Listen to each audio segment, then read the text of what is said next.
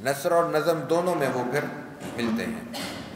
اس میں پھر یہ ہے کہ ایک جملہ کہا جاتا ہے، کوئی ایک بات کہی جاتی ہے، پھر اس کے متعلق 4 شعر کہہ دیے جاتے ہیں، کہیں کوئی شعر فارسی میں آ جاتا ہے، کوئی اردو میں آ جاتا ہے، وغیرہ وغیرہ، اس طرح چلتے ہیں۔ لیکن اس میں جو سب سے کمزور بات ہے وہ یہ کہ ان روایات میں عام طور پر جو کچھ بیان کیا جا رہا ہے وہ سیرتی مصادر میں کہیں نہیں ملتا۔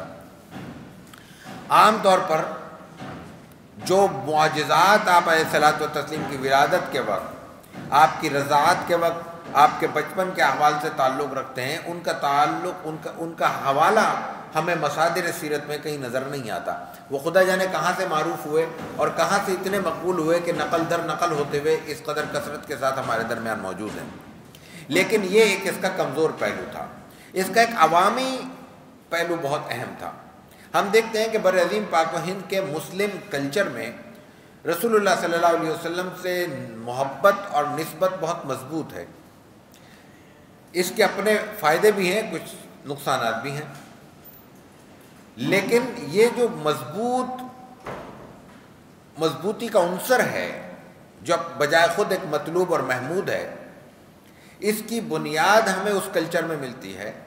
اس لیے کہ اس وقت جو مولود ناموں کا، میلاد ناموں کا یا میلاد کی مجالس کا تصور تھا، اس میں گھر گھر میلاد ہوا کرتے تھے، اور اس میں خاص طور سے خواتین اپنے ذوق و شوق کے ساتھ اپنے مزاج کے مطابق شرکت کیا کرتی تھیں، جس کا نتیجہ یہ ہوا کہ ہر گھر میں اس کی آواز اور اس کا چلن پیدا ہوا، اور اس کے نتیجے میں جو ان کی گود میں پلنے والی نئی نسل تھی اس کے کانوں میں یہ آواز بار بار پڑی، اور اس کا نتیجہ ہوا کہ جناب رسول اللہ صلی اللہ علیہ وسلم سے تعلق انسان کے رگ و پے کا حصہ بن گیا، ان کے مزاج کا حصہ بن گیا۔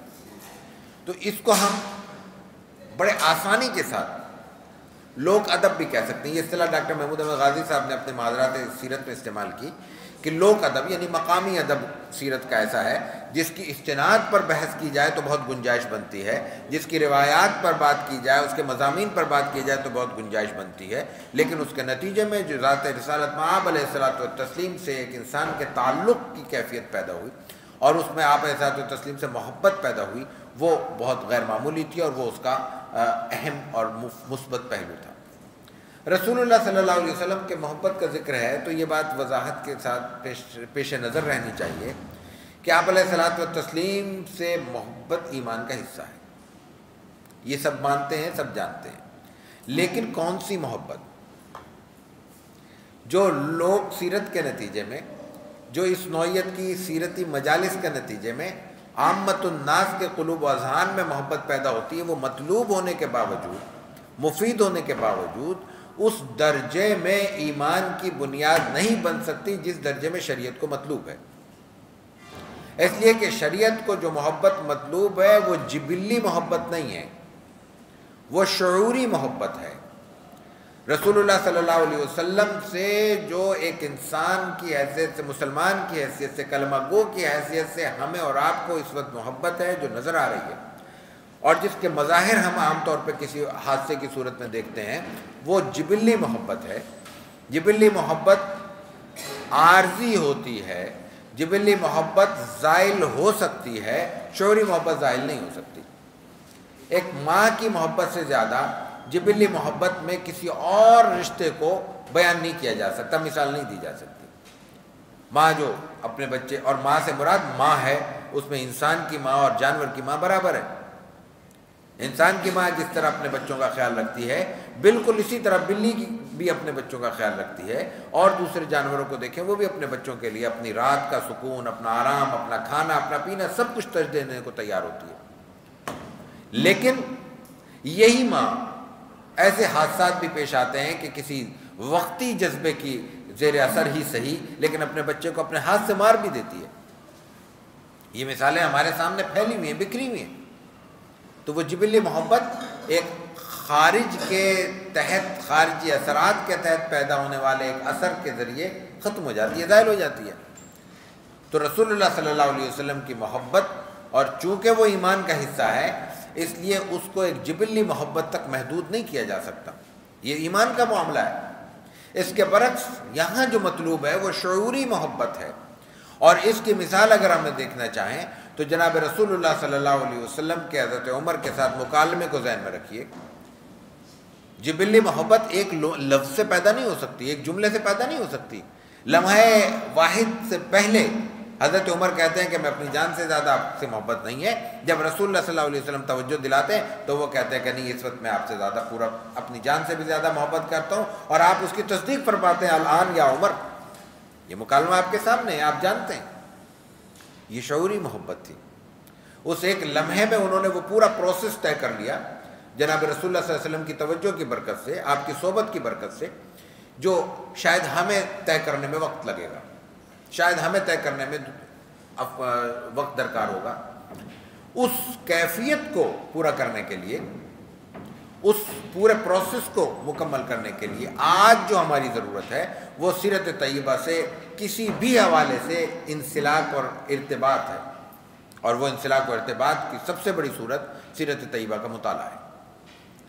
تو جناب رسول اللہ صلی اللہ علیہ وسلم کی سیرت کے حوالے سے ہمارے اس معاشرے میں، اس پورے خطے میں جس کو ہم پاک و ہند کہہ سکتے ہیں، آپ علیہ الصلوۃ والتسلیم کے میلاد کے حوالے سے منعقد ہونے والی نشستوں کا بڑا کردار ہے، اور اس سلسلے کو جس طرح آج آگے بڑھایا جا رہا ہے، اس کی جدید شکلیں موجود ہیں، ان کو جاری رکھنے کی ضرورت ہے، اور ان کو خالصتاً فقہی اور کلامی نقطہ نظر سے دیکھنے کی بجائے ان کو خالصتاً ایک رسول اللہ صلی اللہ علیہ وسلم سے تعلق کے اس افادی پہلو کے پیش نظر دیکھنے کی ضرورت ہے، اور شعوری طور پر البتہ یہ کوشش ہونی چاہیے کہ اس کے وہ مظاہر جو بدعتوں کی جانب جائیں یا بدعت سے بھی بڑھ کر بےہودگی کی طرف جائیں، جیسا کہ بہت سی صورتوں میں ہمیں نظر آتا ہے، ان کی طرف توجہ دلائی جاتی رہے، لیکن ان کو مجموعی طور پر نظر انداز کرنا یا مسترد کرنا یا ان کے خلاف کوئی ایک محاذ آرائی کرنا، یہ مناسب رویہ معلوم نہیں ہوتا۔ بہرکیف تو یہ میلاد ناموں کا بنیادی تصور تھا جس سے ان کا آغاز ہوا۔ پہلی شخصیت جس کی تحریر ہمارے درمیان موجود ہے، وہ 1805 میں ان کا انتقال ہوا ہے، وہ ہے ملا باقر آغا۔ ملا باقر آغا نائتی ہے۔ نائت ایک قبیلہ ہے، بٹکل وغیرہ کی جانب ساؤتھ انڈیا میں ان کا بہت زیادہ تعلق ہے، اور یہ عربی الاصل ہیں۔ ملا باقر آغا نے بہت سی کتابیں لکھی، درجنوں تحریریں ان کی طرف منسوب ہیں۔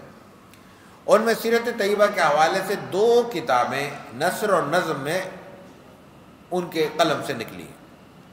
جو نثر میں ان کی کتاب شائع ہوئی اس کا عنوان ہے ریاض السیر، لیکن ریاض السیر ہمارے درمیان موجود نہیں ہے، مطلب یہ کہ کم از کم ہماری نظر سے نہیں گزری، کہیں اطلاع نہیں ملتی کہ وہ شائع شدہ موجود ہے تاکہ اس کو دیکھا جا سکے۔ لیکن اس کے برعکس ان کی دوسری تحریر ہشت بہشت بھی موجود ہے۔ ہشت بہشت منظوم ہے، اور اردو میں منظوم کتب میں سب سے پہلی کتاب ہشت بہشت کہلاتی ہے۔ ہشت بہشت کی تعریف میں بعد میں آگے چل کر عرض کروں گا۔ ہشت بہشت 8 حصوں پر مشتمل ہے، میں اس پہ بات عرض کرتا ہوں۔ لیکن ریاض السیر کا میں ایک اقتباس پیش کرنا چاہوں گا تاکہ اس وقت کی زبان، یہ کہا جاتا ہے کہ 1795 میں لکھی گئی ہے۔ 1795 کا اندازہ کر لیں کہ آج سے تقریباً کوئی 225-28 برس قبل لکھی جانے والی کتاب ہے اردو میں، لیکن اس کی زبان دیکھیے۔ میں صرف ایک اقتباس پیش کرنا چاہوں گا اپنی مضمون سے۔ مدت اقامت حضرت صلی اللہ علیہ وسلم کی مدینہ منورہ میں بالاتفاق 10 برس ہے۔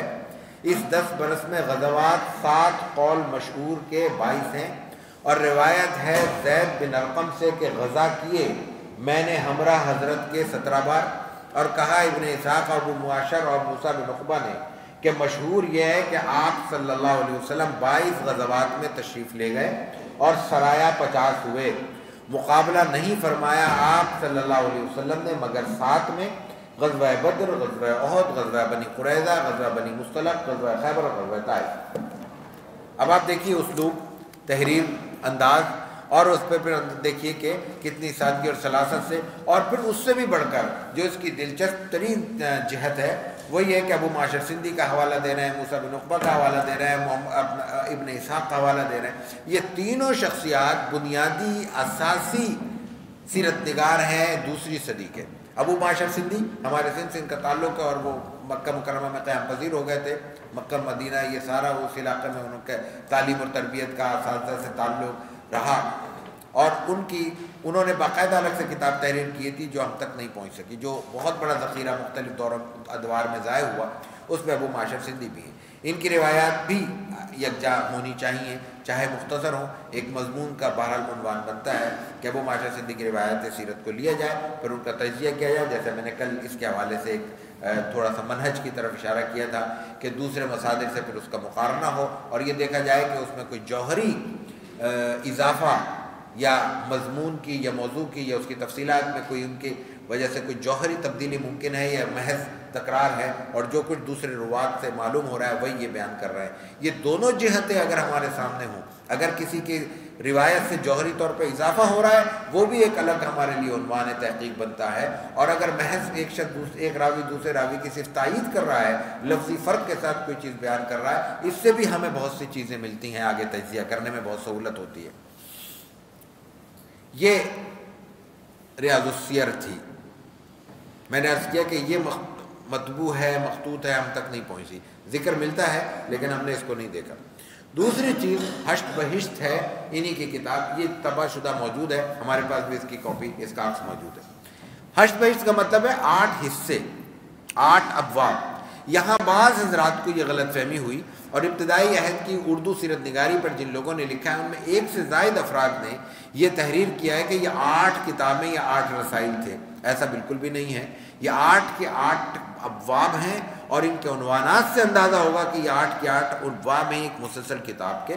اس کی غلط فہمی کیوں پیدا ہوئی، اس میں میرا خیال ہے، ممکن ہے وہ خیال درست ہو، ممکن ہے درست نہ ہو، کہ انہوں نے بعض جگہوں پہ ہر ایک چیپٹر کہہ لیں، اس کا باب کہہ لیں، ایک عنوان کہہ لیں، اس کے آخر میں الگ سے بعض اوقات انہوں نے اس کی تکمیل کی تاریخ دی ہے، تو اس سے اندازہ ہوتا ہے کہ شاید یہ مکمل چیز ہے، لیکن یہ علیحدہ کبھی شائع نہیں ہوئی، اکٹھی شائع ہوئی ہے، اس لیے یہ ایک مستقل کتاب کی حیثیت رکھتی ہے۔ اس میں دیکھیے کہ اس کے عنوانات کیا ہیں، عنوان دیکھیے، عنوان کی جدت دیکھیے، تمام عنوان اس وقت کی مروج ہندی میں ہیں، لیکن دیکھیے کہ اس میں کتنا حسن اور کتنی خوبی پائی جاتی ہے، اور اس کے علاوہ یہ دیکھیے کہ اس عہد میں جناب رسول اللہ صلی اللہ علیہ وسلم کی سیرت کو موضوعاتی ترتیب سے علیحدہ علیحدہ بیان کرنے کی روایت ڈالی جا رہی ہے۔ یہ اردو کی معلوم تاریخ کی پہلی کتاب ہے، اس کے باوجود اس کا تنوع ملاحظہ کیجیے۔ من دیپک پہلا باب نور محمدی کا ذکر ہے، من ہرن نبوت کی بشارتوں کا بیان ہے، من موہن پیدائش کا تذکرہ ہے، جگ موہن رسول اللہ صلی اللہ علیہ وسلم کے 8 سال سے وفات تک کا ذکر ہے، آرام دل اخلاق و شمائل کا ذکر ہے، راحت آرام دل اخلاق و شمائل کا تذکرہ، راحت جاں رسول اللہ صلی اللہ علیہ وسلم کے خصائص کا بیان، من درپن معجزات کا بیان، من جیون رسول اللہ صلی اللہ علیہ وسلم کے آداب، آپ سے محبت، روزہ مبارک کی زیارت، درود کے فضائل۔ یہ ایک 8 ابواب ہیں، اور ان 8 ابواب میں 8650 اشعار ہیں، 8650 اشعار کا مجموعہ ہے یہ ایک کتاب۔ اس کے لغت کو آج کی زبان میں سہل کر کے، حاشیے پہ اضافہ کر کے اگر اس کو شائع کیا جائے تو یہ بہت ہی منفرد نوعیت کی ابتدائی کتاب ہوگی۔ کوئی کسی کو ذوق ہو ایڈیٹنگ کا تو یہ اچھا کام کیا جا سکتا ہے۔ مشکل یہ ہے کہ کوئی ایڈٹ کر بھی لے گا تو آج کل چھاپنے والوں کے بھی اپنے مسائل ہیں، لیکن اس سے قطع نظر ہو کر ہمیں کام کرنا چاہیے کہ اس کا کیا ہوگا، کیونکہ انسان صرف اس قدر کا مکلف ہے جس قدر وہ کام کر سکتا ہے۔ باہر کیف یہ میں نے عرض کیا ملا باقر آگاہ کا رحمہ اللہ۔ ملا باقر آگاہ کی وفات ہے 1805 میں۔ ان کے بعد کافی کتابیں ہماری شائع ہوئی ہیں، اور منظوم کتب میں تو ایک پوری ایک فہرست ہے جو ان کے بعد ہمارے سامنے آتی ہے۔ مثال کے طور پہ ملا باقر آگاہ کے بعد عروس المجالس کا ذکر آتا ہے، قاضی قاسم مہری کا، یہ 1794 میں یہ کتاب شائع ہوئی، یعنی ان کے برابر ان کا عہد ہے۔ یہ 188 صفحات ہے، لیکن ان کی زبان ذرا مشکل ہے، یہ منظوم ہے۔ اس کے بعد محمد فاضل کا نور نامہ ہے، یہ 1842 کا ہے، اور 1842 کے بعد پھر مصباح المجالس آتی ہے 1844 کی۔ لیکن میں اس سے پہلے 1839 میں انتقال پانے والے قاضی بدر الدولہ کا ذکر کرنا چاہوں گا۔ قاضی بدر الدولہ کی کتاب کا عنوان ہے فوائد بدریہ، اور اس کا ری پرنٹ آ چکا ہے، یعنی سرنو کام کیے بغیر اس کی عکسی طباعت بکن بک سے لاہور سے کچھ عرصے پہلے شائع ہوئی ہے۔ یہ تقریباً 400 صفحے کی کتاب ہے اور مفصل ترین سیرت کی کتاب، ابتدائی ترین اردو میں اگر کہی جا سکتی ہے تو وہ فوائد بدریہ ہے۔ عام طور پر اس کو اس کا حق نہیں دیا جاتا۔ قاضی بدر الدولہ فوائد بدریہ کے مؤلف قاضی ہیں اپنے علاقے کے، اور ان کا ایک بڑا تعارف، ان کے حالات پر میں گفتگو نہیں کر سکوں گا، وقت کم ہے، ان کا جو بڑا تعارف ہے وہ یہ ہے کہ یہ ہمارے عہد کی ایک بڑی نمائندہ شخصیت جن کا ذکر میرے زبان سے آپ مسلسل سن رہے ہوں گے، ڈاکٹر حمید اللہ، ان کے جد امجد ہیں۔ تو یہ کوئی اس پورے سلسلے میں سیرت کی خدمت کی ایک روایت نظر آتی ہے۔ تو یہ کتاب 1839 سے پہلے کسی وقت شائع ہو چکی ہے، قاضی بدر الدولہ کی یہ کتاب۔ قاضی صاحب کی اس کتاب کی خوبی یہ ہے کہ اس میں رسول اللہ صلی اللہ علیہ وسلم کی محبت اور اتباع پہ خاص طور سے باقاعدہ بالتفصیل لکھا گیا ہے اور بہت وضاحت سے لکھا گیا ہے، اور اس کے مختلف مظاہر بیان کیے گئے ہیں۔ پھر آپ صلی اللہ علیہ وسلم کی مکی زندگی، آپ کی مدنی زندگی، پھر آپ کے غزوات، پھر آپ کے شمائل وغیرہ مختلف پہلوؤں پہ، عادات و اخلاق پر بہت تفصیل کے ساتھ اس میں روشنی ڈالی گئی ہے۔ یہ بہت اہم کتاب ہے اپنے عہد کی، اور یہ چونکہ شائع شدہ جدید عہد میں بھی موجود ہے، اس لیے اس سے استفادہ کرنا بہت سہل ہے۔ اس کے بعد پھر ایک تھوڑا سا مشکل شخصیت ہمارے سامنے آتی ہے جس پر تھوڑا بات کرتے ہوئے ہمیں بہت سے پہلوؤں کو پیش نظر رکھنا ہوگا۔ وہ ہے ہمارے اس پورے عہد کی نمائندہ ترین، ہندوستان کی سرگرم ترین شخصیت افکار سے قطع نظر، وہ ہے سر سید احمد خان۔ سر سید کا انتقال 1898 میں ہے، لیکن 1842 میں ان کا پہلا مولود نامہ شائع ہوتا ہے جلاء القلوب۔ دلچسپ ترین بات یہ ہے کہ جلاء القلوب لکھتے ہوئے وہ یہ بات وضاحت سے تحریر کرتے ہیں کہ اس وقت یعنی 1842 سے پہلے اس قدر مولود نامے متعارف ہو چکے تھے، اس قدر پھیل چکے تھے، اس قدر لوگ ان سے استفادہ کر رہے تھے کہ انہیں یہ بات لکھنے کی ضرورت محسوس ہوتی ہے کہ اس میں روایات ایسی غیر مستند آ گئی ہیں کہ اب ہمیں ایک مستند مولود نامے کی ضرورت ہے، اور اس کے لیے پھر وہ یہ کوشش کرتے ہیں کہ اپنی ایک تحریر مرتب کرتے ہیں۔ لیکن دلچسپ بات یہ ہے کہ بعد میں سر سید خود کہتے ہیں، بعد میں مزید ان کے جب افکار میں ارتقاء کہہ لیں، یہ ایک تبدیلی کہہ لیں، تو وہ یہ کہتے ہیں کہ یہ مولود نامے سے بھی میں مطمئن نہیں ہوں اور میں اسے اعلان برات کرتا ہوں، میں اسے متفق نہیں ہوں۔ لیکن وہ بہت محتاط ہیں، بہت مختصر سا ہے، 30-35 صفحے 32 صفحے ہیں یا 50 صفحے ہیں، اس وقت ذہن میں نہیں، لیکن وہ اہم چیز ہے 1842 میں۔ اس کے بعد 1860 کے قریب ایک حادثہ یہ پیش آتا ہے۔ 1861 میں ولیم میور ایک کتاب تحریر کرتے ہیں، لائف آف محمد صلی اللہ علیہ وسلم، انگلش میں، اور وہ بہت زہریلی کتاب ہے۔ سر سید اپنے ایک مکتوب میں اپنے ایک دوست کو یہ تحریر کرتے ہیں کہ جوں جوں پڑھتا جاتا ہوں دل کباب ہوتا جاتا ہے۔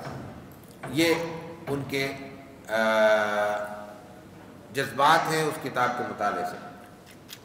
یہ وہ وقت تھا جب انگریز مشنریز نے 1857 سے پہلے اور اس کے بعد ہندوستان میں باقاعدہ اہتمام کے ساتھ مسلمانوں میں عیسائیت کے فروغ کے لیے سرکاری سطح پر کوششیں شروع کی تھی، یعنی ایسٹ انڈیا کمپنی کی وساطت سے بلکہ اس کی سرپرستی میں۔ اس کا رد عمل آیا تھا، اور پھر مسلمانوں میں بہت بڑی بڑی شخصیات پیدا ہوئیں جنہوں نے مناظرے کیے اور جنہوں نے عیسائی پادریوں کے ساتھ مقابلے کیے اور ان کے پھیلائی ہوئی غلط فہمیوں کو دور کرنے کی کوشش کی۔ اسی تناظر میں رسول اللہ صلی اللہ علیہ وسلم کے حیات مبارکہ پر اعتراض کرنے والوں کی ایک پوری فہرست ہے، جن میں زیادہ تر پادری ہیں، یعنی وہ اپنے ظاہرے کے مذہب کے فروغ کے لیے مسلمانوں کو رسول اللہ صلی اللہ علیہ وسلم کے ذات سے متنفر کرنے کے نعوذ باللہ کوشش کرتے ہیں۔ اور میں ولیم میور کا نام نمایا ہے، پادری فنڈر ایک بڑا مشہور ہے، اس پہ بھی میں ذرا یاد رہا تو آگے بات کروں گا۔ مارگیولیت ہیں، ان کی رد عمل میں علامہ شبلی نے پوری کتاب تحریر کی، یعنی ان کے خیالات کو سامنے رکھ کر۔ ولیم میور کی کتاب، جیسا میں نے عرض کیا کہ اس کا ایک رد عمل آیا، سر سید نے پھر اس کا جواب دینے کی کوشش کی، اور اس کے جواب میں 10 خطبات تحریر کی، یعنی 10 ابواب ہیں وہ کتاب کے، خطبہ اس کا نام رکھا ہے انہوں نے، اصل میں وہ تحریر ہے، خطبات احمدیہ۔ خطبات احمدیہ 1870 میں شائع ہوئی، درمیان میں کچھ اور کتابیں میں اس کا بعد میں ذکر کرتا ہوں، چونکہ جلال القلوب کا ذکر آیا تو میں نے کہا سر سید کی بات میں یہاں مکمل کر دی جائے۔ 1870 میں وہ کتاب انگریزی میں شائع ہوئی، اور پھر 1887 میں وہ اردو میں شائع ہوئی، 1898 میں ان کا انتقال ہو گیا۔ 1870 میں انگریزی میں جو شائع ہوئی وہ اصل تحریر نہیں ہے، اصل تحریر سر سید انگریزی نہیں جانتے تھے، انہوں نے انگریزی میں نہیں اردو میں تحریر کی تھی، پھر اس کے بعد پھر انہوں نے اس کو انگریزی میں منتقل کرایا، اور وہ انگریزی میں پھر شائع ہوئی، چونکہ اس کا ہدف انگریز تھے، غیر مسلم تھے، وہ لوگ تھے جنہوں نے مسلمانوں کے خلاف محاذ آرائی شروع کی ہوئی تھی اور مسلمانوں کے بارے میں غلط فہمیوں میں مبتلا کر رہے تھے، تو سر سید کا اس وقت ہدف یہ تھا کہ ان کا بھی جواب ہو، اور ان کے ذریعے وہ غیر مسلم جو رسول اللہ صلی اللہ علیہ وسلم سے ناواقف ہیں اور اس کتاب کی زہریلی اسلوب سے رسول اللہ صلی اللہ علیہ وسلم کے بارے میں کوئی غلط رائے قائم کر سکیں گے، ان کو اس راستے سے ہٹایا جائے، اسی لیے اس کو انگریزی میں منتقل کیا گیا۔ پہلے اس کتاب کے لیے ان کی بڑی کاوش ہے، مثلا سب سے بڑی بات یہ ہے کہ چونکہ وہ انگریزی نہیں جانتے تھے تو انگریزی میں جو کتابیں تھیں ان کو پہلے انہوں نے مترجم رکھ کے اردو میں منتقل کیا، پھر اس میں جو حوالے ان کو درکار تھے اس میں فرینچ زبان کے حوالے تھے، جرمن زبان کے حوالے تھے، اٹالین زبان کے بھی حوالے ہوں گے، تو ان زبانوں کے اس وقت ماہرین تلاش کیے۔ آج ہم اپنے ماحول میں اگر تلاش کرتے ہیں تو ہمیں فرینچ جاننے والے نہیں ملیں گے، جرمن جاننے والے نہیں ملیں گے انتہائی کم ہوں گے، مل جائیں گے تو وہ ہمارے کام کے نہیں ہوں گے، ہم ان سے 2 صفحے نہیں لکھوا سکیں گے۔ اس وقت کتنا خرچہ کیا ہوگا، انہوں نے پیسے دے کے وہ چیزیں لکھوائی، اردو میں منتقل کرائی، پھر ان کے جواب دیے، جواب دے کے پھر ان کو انگریزی میں منتقل کرایا، پھر شائع کیا۔ اس پورے عمل میں جو اہم ترین بات ہے کہ انہوں نے اپنے گھر کا سامان بیچا، کتابیں بیچی، سب کچھ بیچا، اور پھر آخری زمانے کے جو ان کے خطوط ہیں وہ ایک طرح سے بہت جذباتی خطوط ہیں۔ انہوں نے ایک جگہ لکھا کہ یہ بیچ دو، وہ بیچ دو، اور آخر میں کہا کہ اگر چونکہ رسول اللہ صلی اللہ علیہ وسلم سے ان کو نسبت حاصل تھی، یعنی آپ کے آل میں سے تھے، سادات سے تعلق تھا، تو اس نسبت کا استعمال کرتے ہوئے کہتے ہیں کہ سب بیچ دو، سب خرچ ہو جائے، پرواہ نہیں، قیامت کے دن اگر یہ آواز لگے کہ اس احمد کو بلاؤ جو اپنے باپ دادا کے لیے یہ سب کچھ خرچ کر کے آیا اور کنگلا ہو کے آیا ہے، تو یہ میرے لیے اعزاز کافی ہوگا۔ بہرکیف یہ ان کی کتاب ہے، لیکن ان کی کتاب کی جو موضوعی خصوصیتیں ہیں یا اولیات ہیں ان پہ میں توجہ دلانا چاہوں گا۔ سب سے پہلے سر سید نے اپنی کتاب میں مغربی افکار اور مغربی حوالوں کو استعمال کر کے ان کے جواب دینے کی طرح ڈالی ہے، اس سے پہلے مسلم روایت میں نظر نہیں آتا، اور اس سے اندازہ ہوتا ہے کہ مسلمانوں میں ہر دور میں ایک مختصر سا صحیح طبقہ ایسا ضرور رہا ہے جس نے اس وقت کے چیلنجز کو قبول سمجھا بھی، محسوس بھی کیا اور قبول بھی کیا اور اس کا جواب بھی دیا، چاہے وہ 2 ہوں چاہے 4 ہوں، ہر دور میں چیلنج کو سمجھنے والے رہے۔ زیادہ تر جو ہماری روایت ہے وہ یہ ہے کہ ہم ایک ڈھپ پہ چلے آتے ہیں اور سمجھتے ہیں ہم بہت بڑا کام کر رہے ہیں، لیکن اس سے بڑا ایک طوفان ہمارے سر پہ کھڑا ہوتا ہے، ہم چونکہ اپنی حدود میں رہنے کے قائل ہیں اس لیے ہمیں اندازہ نہیں ہوتا کہ باہر کی دنیا میں کیا ہو رہا ہے۔ انہوں نے وہ باہر کی دنیا کے اس چیلنج کو محسوس کیا۔ دوسری بات، اس سے پہلے یہ طریقہ کار بہت زیادہ مروج نہیں تھا کہ اگر سیرت کے واقعات میں بہت سے اختلاف ملتا ہے، وہ حدیث میں بھی ملتا ہے، اور اس کو پھر میں نے کل بھی عرض کیا تھا کہ جمع اور اس کی میں تطبیق کی کیفیت یا پھر ترجیح کی کیفیت ہوتی ہے۔ یہ خصوصاً روایات سیرت میں ایسا نہیں ہوتا، 2 واقعے بیان کر دی جاتے، کہتے ہیں کہ اچھا یہ بھی روایت ہے۔ اب کون سی روایت درست ہو سکتی ہے؟ ایک بات کی اگر 2 متضاد باتیں ہیں تو ایک واقعے کی 2 روایتوں میں ایک ہی صحیح ہوگی۔ سر سید نے واقعات کے اختلاف، شخصیات کے اختلاف، تاریخوں کے اختلاف، اس پر بات کی ہے، بحث کی ہے، اور جو بھی ان کی رائے بنی وہ رائے درست، ممکن ہے درست ہو، ممکن ہے وہ درست نہ ہو، لیکن انہوں نے اس روایت کو آگے بڑھایا، یعنی تحقیق اور تدقیق کی۔ تیسری بات یہ کہ اس سے قبل رسول اللہ صلی اللہ علیہ وسلم کی وہ بشارتیں جو کتب سماوی میں موجود تھیں ان کا ذکر عام طور پر نہیں ملتا، سر سید نے ان کو باقاعدہ اپنی تحریر کا حصہ بنایا۔ چوتھی چیز یہ کہ بائبل کے جو بیانات ہیں ان میں بہت سا مواد سیرت کا اور متعلقات سیرت کا موجود ہے، اور اب اس پر بہت کچھ لکھا جا چکا ہے، لیکن پہلی شخصیت ہمیں نظر آتی ہے جنہوں نے ان سے استفادہ کیا۔ میں ایک مثال چھوٹی سی عرض کروں، ہمارے جب مستشرقین کی بات ہوتی ہے، اس پہ کل شاید موقع ملا تو کچھ گفتگو بھی کریں گے، لیکن میرا نہیں خیال کہ موضوعی اعتبار سے ہو پائے گی، وقت کم ہے، تو ایک میں مثال عرض کر دیتا ہوں۔ تو ان کے جو بنیادی اشکالات یا بنیادی اعتراضات ہیں، ان میں چونکہ ظاہر ہے کہ مستشرقین کا ایک بڑا تعلق یا یہودیت سے ہے یا عیسائیت سے، اور زیادہ تر یہودی ہیں یا یہودی الاصل ہیں، یعنی عیسائی پادری ہیں لیکن خاندانی طور پہ وہ یہودی ہیں، اور یہودیت اللہ تعالیٰ نے ایک عجیب آزمائش اس دنیا میں رکھی ہے، جو یہودی خدا کا انکار سے کر سکتا ہے، یہودیت کا انکار نہیں کر سکتا، وہ اس کے خون کا ایک حصہ ہے۔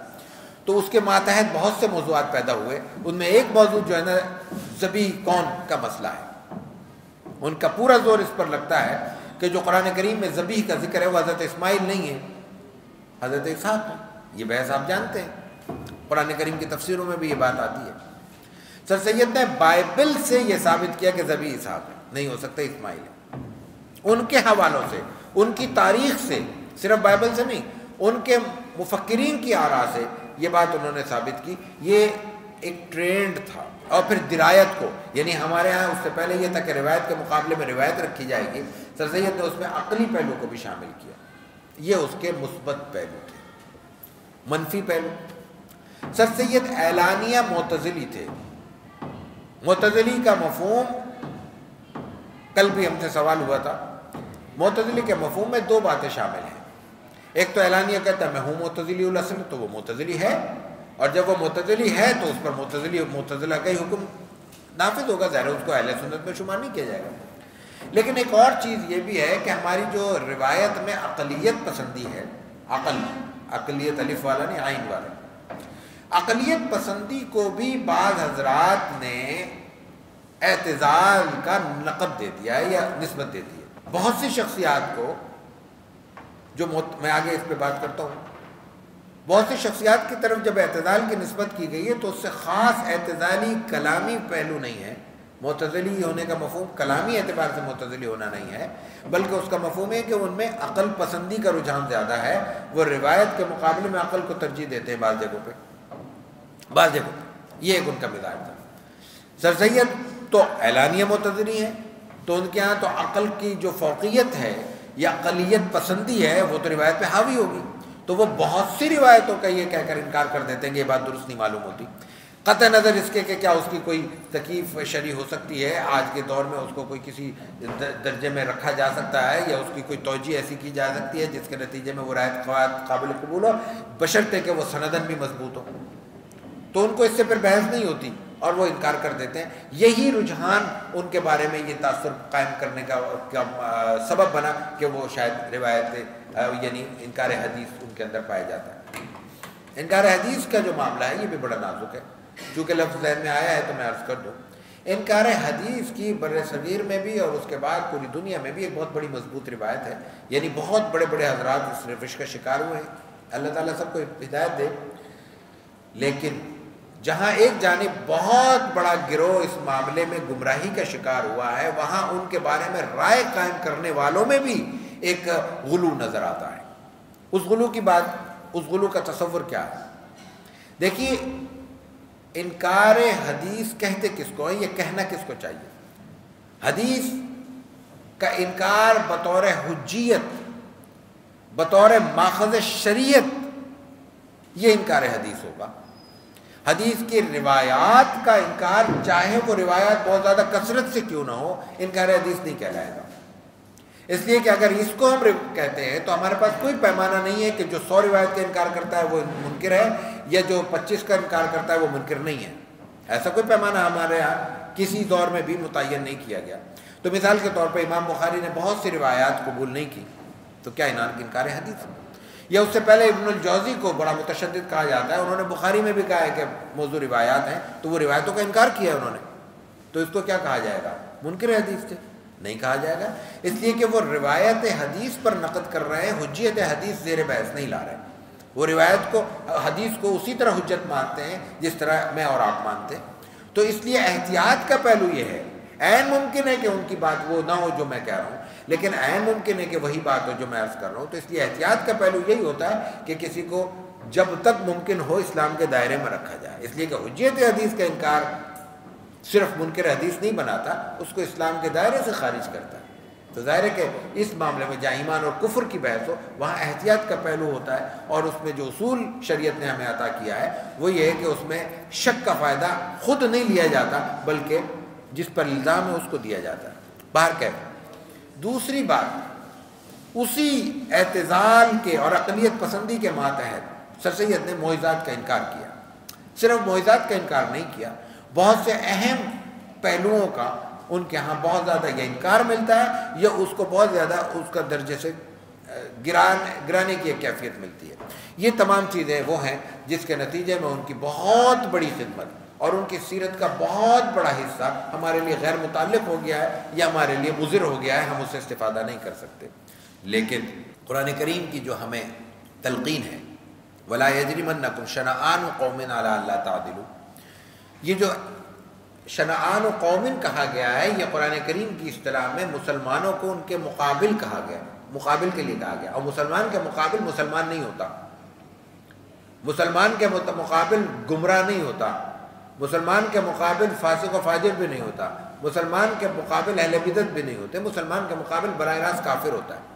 ان کافروں سے مقابلے میں قرآن کریم مسلمانوں کو یہ تلقین کر رہا ہے کہ دشمن کی دشمنی تمہیں عدل اور انصاف کے بنیادی تقاضوں سے ہٹانے میں کامیاب نہیں ہونی چاہیے، بلکہ جب مقابلہ دشمن سے ہو تو عدل اور انصاف کا جو اعلیٰ ترین پیمانہ قرآن کریم نے اور اللہ تعالیٰ نے اور شریعت اسلامی نے ہمیں عطا کیا ہے، جس پہ جناب رسول اللہ صلی اللہ علیہ وسلم نے ہمیں عمل کر کے دکھایا ہے، وہ ہمارے پیش نظر رہنا چاہیے. تو اس لیے جس شخص کا جو کام ہو، جس قدر خدمت ہو، اس کو کھلے دل سے قبول کیا جائے، اور جس قدر اس کا کمزور پہلو ہو اس کو کھلے دل سے اعلان کیا جائے کہ یہ اس بات سے ہمیں اتفاق نہیں ہے دلائل کی روشنی میں. اس کا نتیجہ یہی ہوتا ہے جو میں نے کل بھی پرسوں بھی اشارہ ذکر کیا کہ کسی بھی شخص کو آئیڈیالائز نہ کیا جائے اور کسی بھی شخصیت کو عقیدت میں غلو کرتے ہوئے اتنی بلندی پر فائز نہ کیا جائے کہ معصومیت کے درجے تک وہ پہنچنے لگے، اور کسی بھی شخصیت کی تنقیص ایسی نہ کی جائے کہ اس کو ہم دائرہ اسلام سے بھی اور دائرہ انسانیت سے بھی باہر نکال دیں. جو شخص، میں تو سیرت طیبہ کے حوالے سے یہ کہنے کو تیار ہوں کہ ہر وہ مستشرق جو مسلمان نہیں ہے، اللہ کے ہاں اس کو قبولیت حاصل نہیں ہوئی، اس کو ہدایت نہیں ملی، لیکن اس نے سیرت کا ایک صفحہ، ایک ورقہ اپنی خدمات سے، اپنی محنت سے، کسی بھی جذبے کی ماتحت، کسی بھی نیت کے ماتحت ہمیں عطا کیا ہے، تو کم سے کم اس صفحے کے لیے ہم اس کے شکر گزار ہیں اور وہ ہمارا محسن ہے. اس لیے کہ اس نے جو چیز ہمیں تلاش کر کے دی ہے وہ ہماری متاع تھی. تصور کیجئے کہ ایک راستے میں چلتے ہوئے ہمارا جو والیٹ ہے، پرس ہمارا بٹوا گر جاتا ہے، اور ہمیں کوئی شخص، کوئی ہندو، کوئی کرسچن، کوئی بھنگی، کوئی چرسی، حتیٰ کہ کوئی موالی ہمیں لا کے دیتا ہے. اس چند لمحے کے لیے ہم اس کو کیا گالیاں دیں گے؟ کیا اس کے ہم اجڑی ہوئی شکل کو دیکھیں گے؟ کیا اس کے جسم پہ بھن بھناتی مکھیوں کو دیکھیں گے؟ کیا ہم اس کے جسم سے نکلتی ہوئی اور پھیلتی ہوئی بدبو کو دیکھیں گے؟ ہم کہیں گے کہ اس وقت اس نے میرا وہ کام کیا ہے، میں تو تھانہ کچہری کے چکر لگاتے اور جو اس میں کارڈ ہے میرے، پیسے تو چھوڑ دیجئے، وہ میں واپس نئے بنواتے میری تو زندگی گزر جاتی، جو ہمارے دفتروں کا حال ہے تو اس کی مہربانی ہے. تو اصل چیز یہ ہے کہ جس کا جس قدر احسان ہو وہ قبول کرنا چاہیے.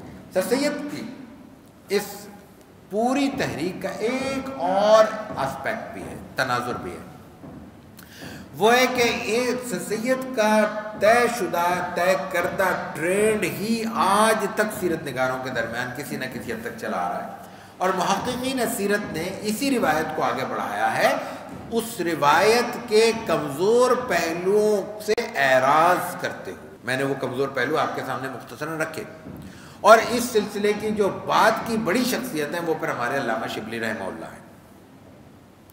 سر سید کے اس ذکر سے پہلے، یعنی ان کی خدمات سے پہلے، درمیان میں دو نام ہمارے لیے بہت اہم آتے ہیں، تین نام بڑے اہم آتے ہیں. ایک ہے 1860 میں انتقال ہوا ہے شاہ احمد سعید فاروقی. یہ شاہ عبد الغنی محدث مجددی کے بھائی ہیں اور شاعر بھی ہیں. شاعر نہیں، یہ شاعر ان کے بھائی ہیں. انہوں نے ایک کتاب مولود نامہ تحریر کیا، اور عام مولود نامہ ہے، اسی نوعیت کی روایات ہیں اس میں جس طرح کی عام طور پہ ہوتی ہیں۔ سید البیان فی سید الانس والجان، اس طرح کا کوئی نام ہے، سید البیان اس کا بنیادی نام ہے۔ یہ بار بار شائع ہوتا رہا ہے، ابھی بھی حال ہی میں کوئی 10-15 برس پہلے بھی، 20 برس پہلے بھی شائع ہوا، دستیاب ہے، مل جاتا ہے لائبریریوں میں۔ اس کی اہم ترین بات یہ ہے کہ اس میں قرآن کریم سے استدلال بہت کیا گیا ہے۔ میں نے جب اس کے چند صفحات پلٹے تو چند صفحات میں 20 سے زائد قرآن کریم کی آیات کا حوالہ تھا مختلف تناظر میں۔ یہ 1860 میں ان کا انتقال ہوا۔ اس کے بعد جو اہم ترین شخصیت ہیں وہ غلام، وہ ہیں 1862 میں انتقال پانے والے، نہیں 1858 اس کے شاید 1862، ہاں 1862 میں انتقال ہوا، وہ مولانا عنایت احمد کاکوروی رحمہ، ہم ان کو جانتے ہیں، علم الصیغہ کے مؤلف۔ انہوں نے 2 کتابیں تحریر کی، یہ ہمارے ان مجاہدین میں شامل ہیں جنہوں نے 1857 میں کے نتیجے میں جن لوگوں کو قید و بند کی صعوبتیں جزائر انڈمان یا کالا پانی میں برداشت کرنی پڑی۔ کالا پانی بہت لوگوں کو رکھا گیا، ہندوستان کے میں انگریز کے زمانے کا سب سے خطرناک علاقہ تھا، سب سے مشکل ترین علاقہ تھا، جہاں پہ وہ ان کے سب سے زیادہ مقہور افراد اور شخصیات کو رکھا جاتا تھا۔ تو مولانا عنایت احمد کاکوروی رحمہ اللہ کو بھی وہاں رکھا گیا، اور انہوں نے دوران قید علم الصیغہ بھی تالیف کیا، اور سیرت پہ تواریخ حبیب الہ بھی تاریخ کی۔ تواریخ حبیب الہ، اس کو ہم تاریخ حبیب اللہ بھی لکھ دیتے ہیں، جو کہ غلط ہے۔ یہ تاریخی نام ہے۔ تاریخی نام کا مطلب ہوتا ہے یہ جو ابجد کے حروف کے الفاظ ہیں نا، الف کا 1 ہے، بے کے 2 ہیں، جیم کے 3 ہیں، دال کے 4 ہیں، ان حروف سے پورے نام سے اس کا سن اشاعت برآمد ہوتا ہے۔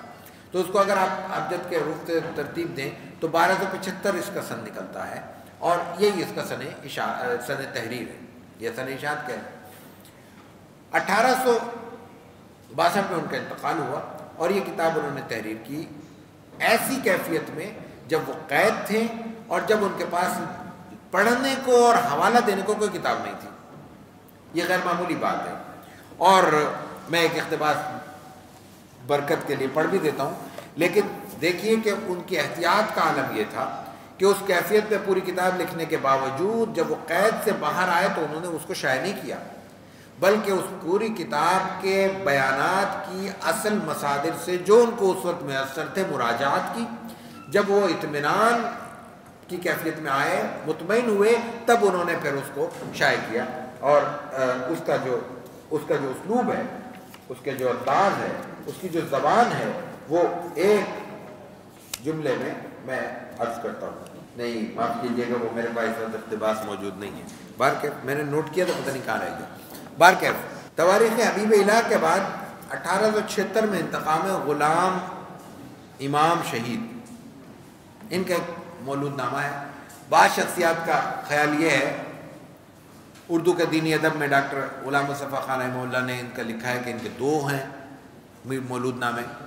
عام طور پر جو دکنی ادب کے حوالے سے اور دوسرے اردو کے ابتدائی تحریروں کے حوالے سے جو لوگ لکھتے ہیں، ان کا یہ کہنا ہے کہ ایک مولود نامہ انہوں نے تحریر کیا ہے، لیکن عام مولود نامہ ہے، اس میں کوئی خاص ایسی زبان و بیان کی یا مضمون کی یا استناد کی کیفیت نہیں ہے، لیکن اس کا جو کمال ہے، یہ اللہ تعالیٰ کی مقبولیت ہے، واللہ عالم کیا کیفیت ہے، اس کی اشاعتوں کو شمار نہیں کیا جا سکتا۔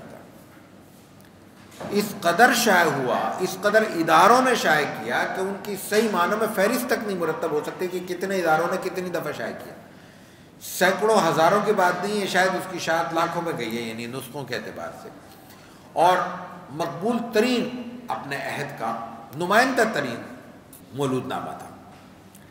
غلام شہید کے بعد سر سید آتے ہیں، اور سر سید کے بعد پھر انہی کے عہد کی ایک شخصیت ہے جن کا انتقال بعد میں ہوا ہے، لیکن ان کے زمانے میں کتاب چھپی ہے جس کا ذکر کرتا ہوں، وہ بھی ان کے ہم نام ہے، سر سید امیر علی، جسٹس سر سید امیر علی، 1928۔ مطلب یہ بھی سر سید ہیں، وہ بھی سر سید ہیں، لیکن دونوں سر سیدوں میں فرق ہے۔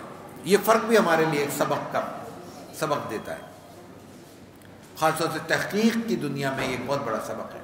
یہ جج تھے، انگلینڈ سے پڑھ کر آئے تھے، اور ان کی جو سب سے بڑی خوبی یہ تھی کہ یہ نہ صرف یہ کہ وہاں سے پڑھ کر آئے تھے، ان کے اپنے انگریزوں کے اداروں سے پڑھ کے آئے تھے، بلکہ انگریزوں کے ساتھ ان کے اٹھنا بیٹھنا تھا، تو اس کے نتیجے میں ان کے ہاں وہ مروبیت نہیں ہے جو دوسروں کے ہاں مروبیت نظر آتی ہے، بشمول سر سید کے۔ سر سید کے ہاں جہاں اقلیت پسندی ہے وہاں ماحول کی مروبیت بھی ہے، اور اس کے نتیجے میں بہت سے مسائل بھی پیدا ہوئے۔ لیکن امیر علی وہی کھاتے ہیں جو انگریز کھا رہے ہیں، مطلب حلال حرام کے فرق کے ساتھ، انہی کے ساتھ اٹھنا بیٹھنا ہے، انہی کا لباس ہے، انہی کی زبان ہے، انہی کے تعلیمی ادارے ہیں، اور انہی کی عدالت ہے جس میں ایک مسلمان کی حیثیت سے وہ بیٹھ رہے ہیں، مثلاً وہ اثنا عشری تھے۔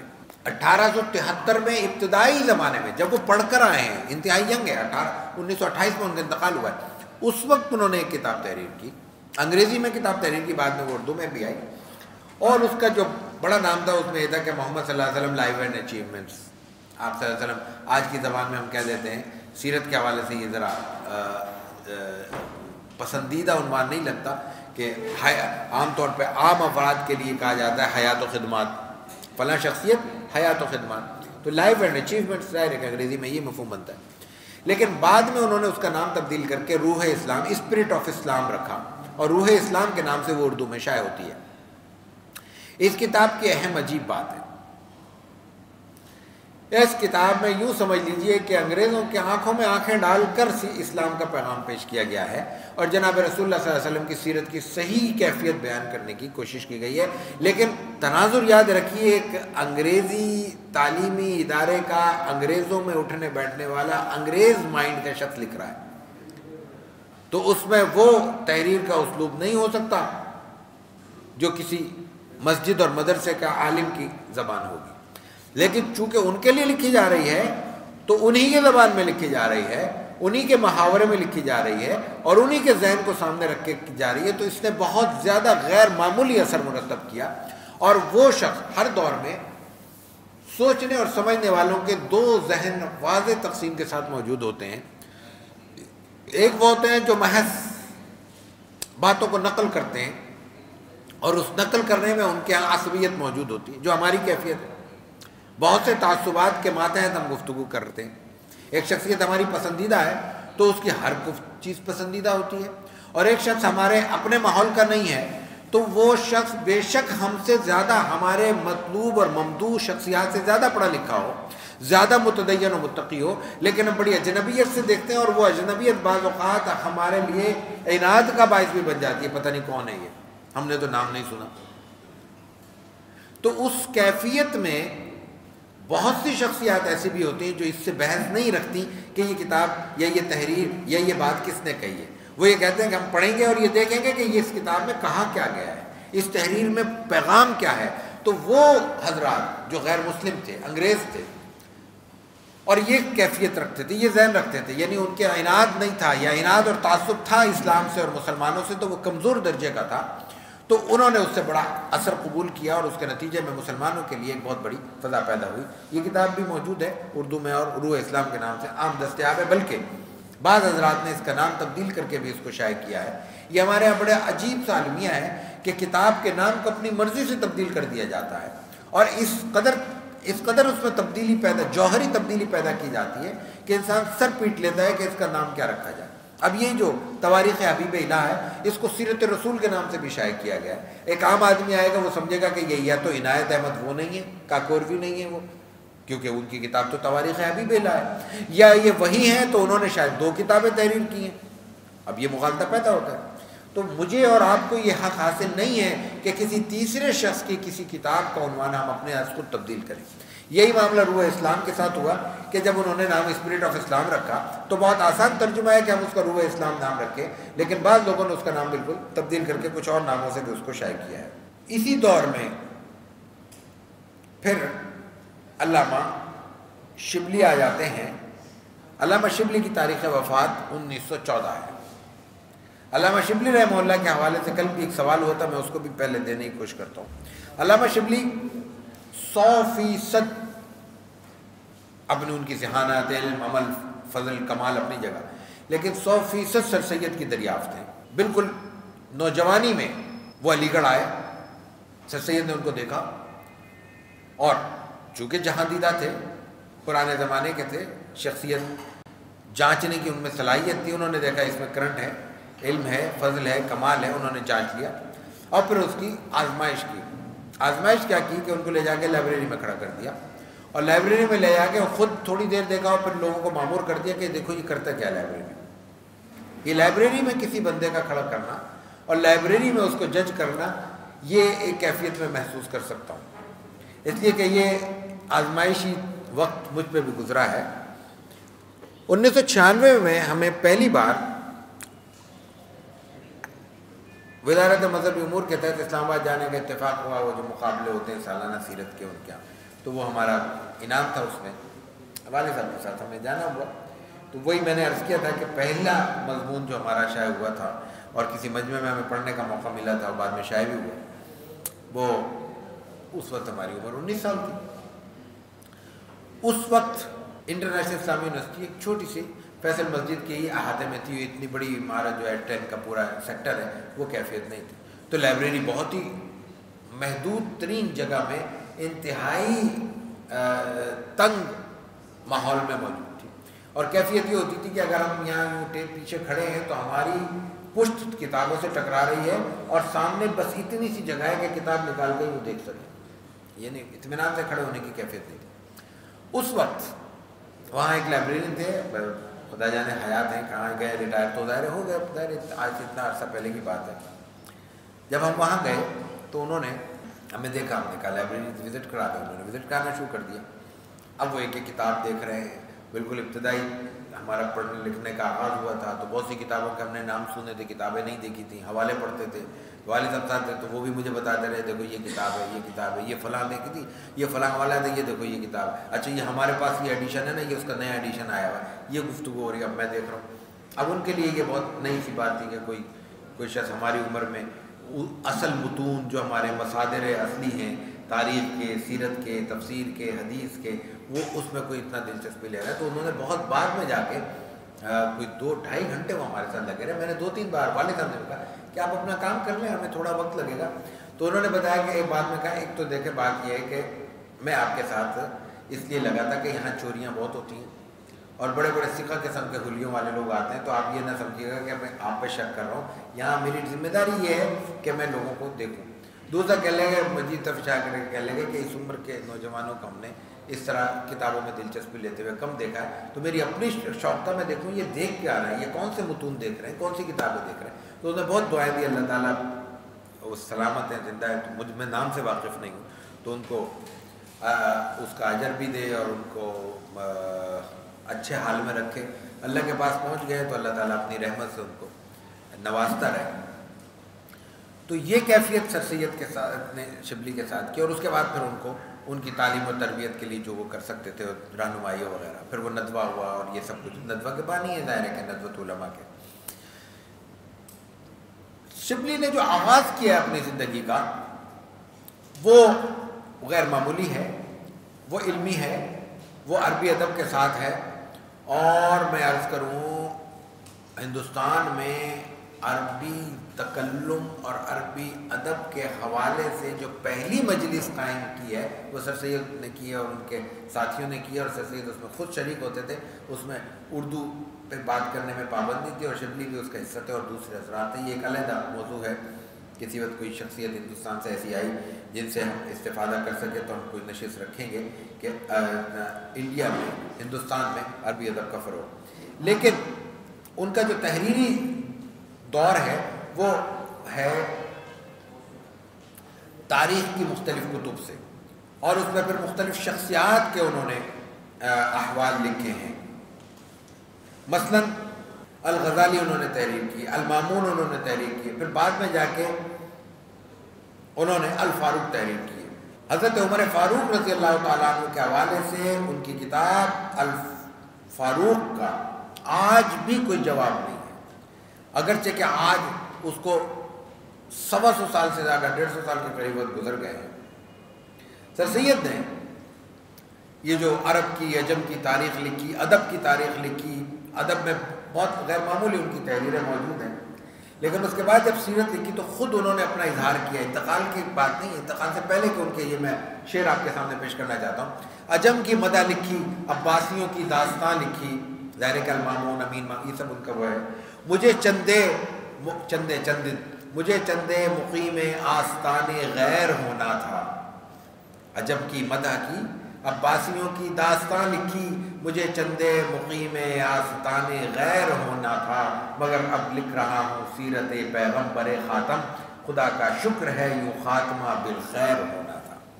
یہ تصور کیجئے، ایک تو وہ خاتم کے ساتھ انہوں نے اپنے خاتمے کو منسلک کیا ہے، یہ جو ایک لفظی انہوں نے ایک نقطہ پیدا کیا.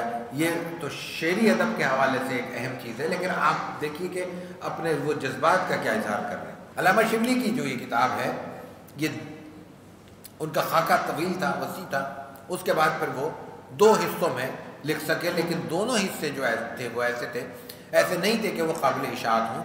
اس میں کام باقی تھا کہ ان کو احساس ہوا کہ اب وقت سمٹ چکا ہے اور آخری وقت آ چکا ہے. تو اس وقت انہوں نے اپنے 3 متعلقین کو، تینوں ایک درجے میں ان سے شرف تلمذ رکھتے تھے، تار دیا. آج کی زبان میں اب یہ بتانا بڑا مشکل ہے کہ تار کیا ہوتا تھا.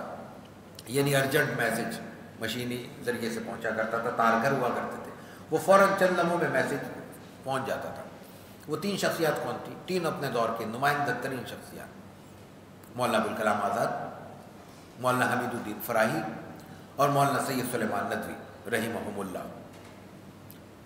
حمید الدین فراہی سے تو ان کی عزیزداری تھی، ابوالکلام سے ان کے شاگردوں کے درجے میں تھے، اور سید صاحب تو باقاعدہ باضابطہ فنا فی الاستاد قسم کے شاگرد تھے. ایک کو پیغام نہیں ملا وقت پہ، ایک نے آنے میں تھوڑا سا کوئی تساہل ہو گیا یا محسوس ہوا ہوگا کہ چلے میں 1 آدھ دن میں چلتا ہوں. سید صاحب کو پیغام ملا، وہ فوراً چل پڑے. شبلی صاحب کے پاس پہنچتے ہیں، آخری وقت ہے. انہوں نے ان کا ہاتھ اپنے سینے پہ رکھا ہے، مسودہ سامنے تھا، اس کو دکھایا ہے، اور سیرت سیرت سیرت کہتے ہوئے، اور یہ کہتے ہوئے کہ اب تو بس اس کام کو لگ جاؤ، دنیا سے رخصت ہو گئے. سید صاحب نے اس کو ایسے نبھایا کہ کئی گنا زیادہ تنخواہ لمحہ واحد میں چھوڑ دی، جس میں ترقی کے امکانات اور وہ سب چیزیں چھوڑی، اور پھر سیرت کے لیے اپنے آپ کو وقف کیا. یہ وہ بنیادی جذبے تھے جن کے نتیجے میں یہ سیرت کی کتب ہم تک پہنچی ہے. عنایت احمد کاکوروی کا ذکر ہے، سر سید احمد خان کا ذکر ہے، شبلی نعمانی کا ذکر ہے، سید سلیمان ندوی کا ذکر ہے. ان میں کسی شخصیت نے بھی کسی دنیا داری کے لیے یہ کام نہیں کیا، اپنی جان سے اپنی جیب سے خرچ کیا.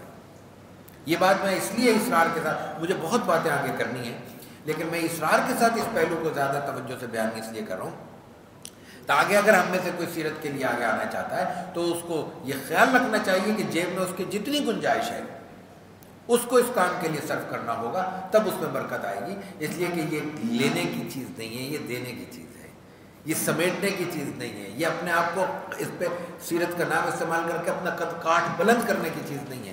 یاد رکھنے کی بات ہے، قرآن کریم جب کہتا ہے کہ وَرَفَعْنَا لَكَ ذِكْرَكَ، اس نسبت سے تعلق کی بنیاد پر جو اس فن سے متعلق ہوگا اس کا رفع ذکر اللہ تعالیٰ خود کرے گا. اور پھر جو رزق کا معاملہ ہے، ہم میں سے ہر شخص کہتا ہے رزق لکھا ہوا ہے. ہم میں اپنے بعض ایسے بڑوں سے جن پر دل سے اعتماد ہے، دل سے اطمینان ہے، ان کے بڑا ہونے کا استحضار ہے، ہم نے یہ جملہ بھی سنا کہ رزق کی طرح شہرت بھی لکھی ہوئی ہے. ہم صرف 2 چیزوں کے پیچھے اپنی زندگی تباہ کر رہے ہیں کہ ہمیں شہرت مل جائے. یہ پورا تام جھام جو آج آپ سوشل میڈیا کا دیکھ رہے ہیں صرف اس لیے کہ ہم مشہور ہو جائیں. اور پھر جو علم اور فضل اور کمال کے ساتھ ہمارا رشتہ ہے وہ صرف اس لیے ہے کہ یا اس سے شہرت ملے یا دولت ملے. اور آپ دیکھ لیجئے، کم از کم اپنی زندگی میں اپنی دیکھتا ہوں، اگر میں یہ گزشتہ چند برسوں کی محنت ساری دیکھتا ہوں، اور اگر میں اس میں دیکھوں کہ میں صرف شہرت کے لیے کر رہا ہوں تو میں شاید وہیں کھڑا ہو جہاں 10 سال پہلے کھڑا تھا. میں شاید پیسوں کے معاملے میں وہیں کھڑا ہوں جہاں میں پہلے کھڑا تھا. اللہ نے بہت برکت دی ہے، لیکن میں اس کو استعمال کر کے اپنے امپائر نہیں کھڑا کر سکتا، بڑی بڑی بلڈنگیں اور بڑے بڑے اپنے محلات نہیں بنا سکتا.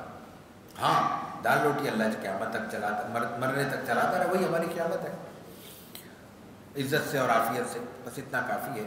اس سے زیادہ جو ہے وہ ہمارا ہے ہی نہیں، ہمارے کام ہی نہیں آئے گا. تو یہ ان شخصیات کا بڑا کارنامہ ہے. علامہ شبلی کی سیرت کی کیا خوبی ہے؟ علامہ شبلی کی اولیات بہت غیر معمولی ہے.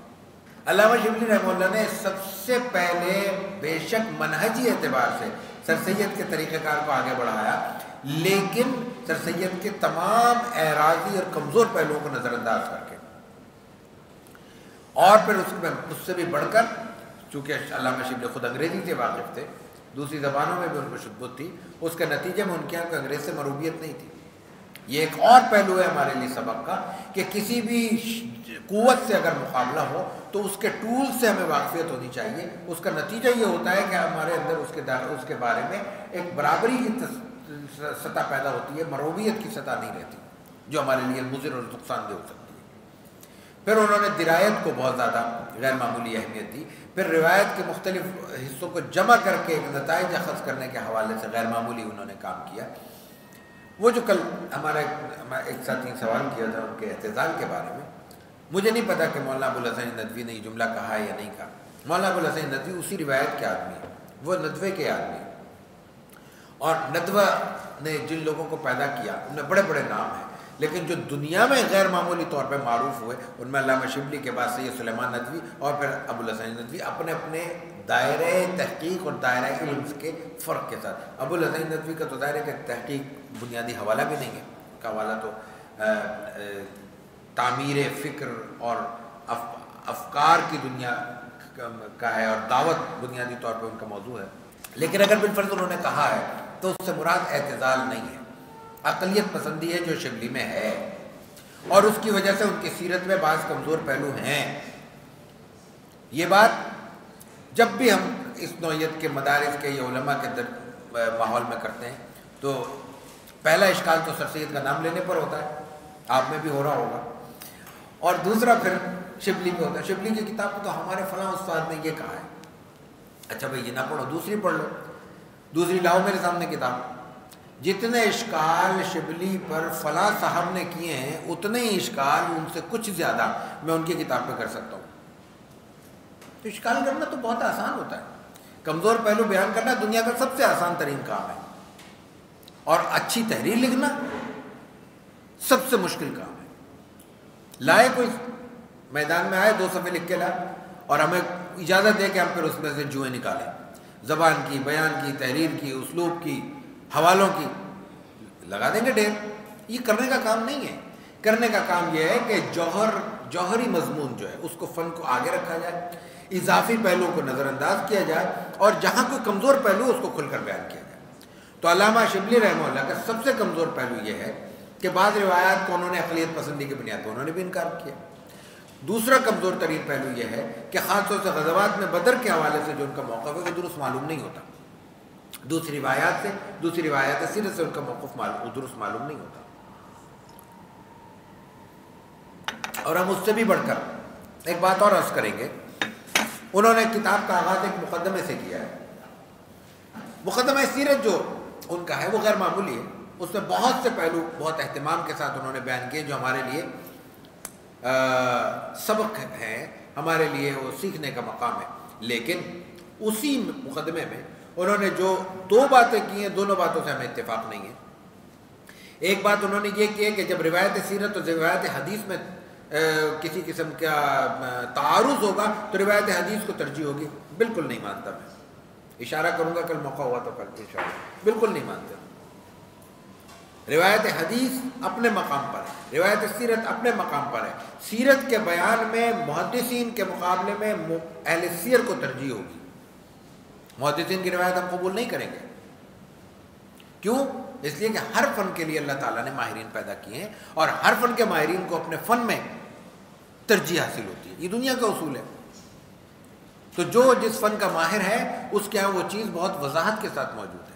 اہل سیر کی روایت محدثین کی روایت کے مقابلے میں زیادہ جامع ہوتی ہے، اپنے تناظر کے ساتھ ہوتی ہے۔ جس ماحول میں وہ روایت بیان کی جا رہی ہے، واقعہ جو جس ماحول کا ہے اس ماحول کی تفصیلات اس میں موجود ہوتی ہیں۔ اس کے برعکس محدثین اس سے چونکہ احکام کا استعمال کرنا چاہتے ہیں، اس لیے وہ اس روایت کے ایک ٹکڑے کو بیان کرتے ہیں، کبھی دوسرے ٹکڑے کو بیان کرتے ہیں، کبھی تیسرے ٹکڑے کو بیان کرتے ہیں۔ فرق ہے، موقع ہوا تو کل بات کریں گے، نہیں ہوا تو اتنا ہی کافی ہے۔ مجھے اس سے اتفاق نہیں ہے علامہ شبلی کی اس رائے سے۔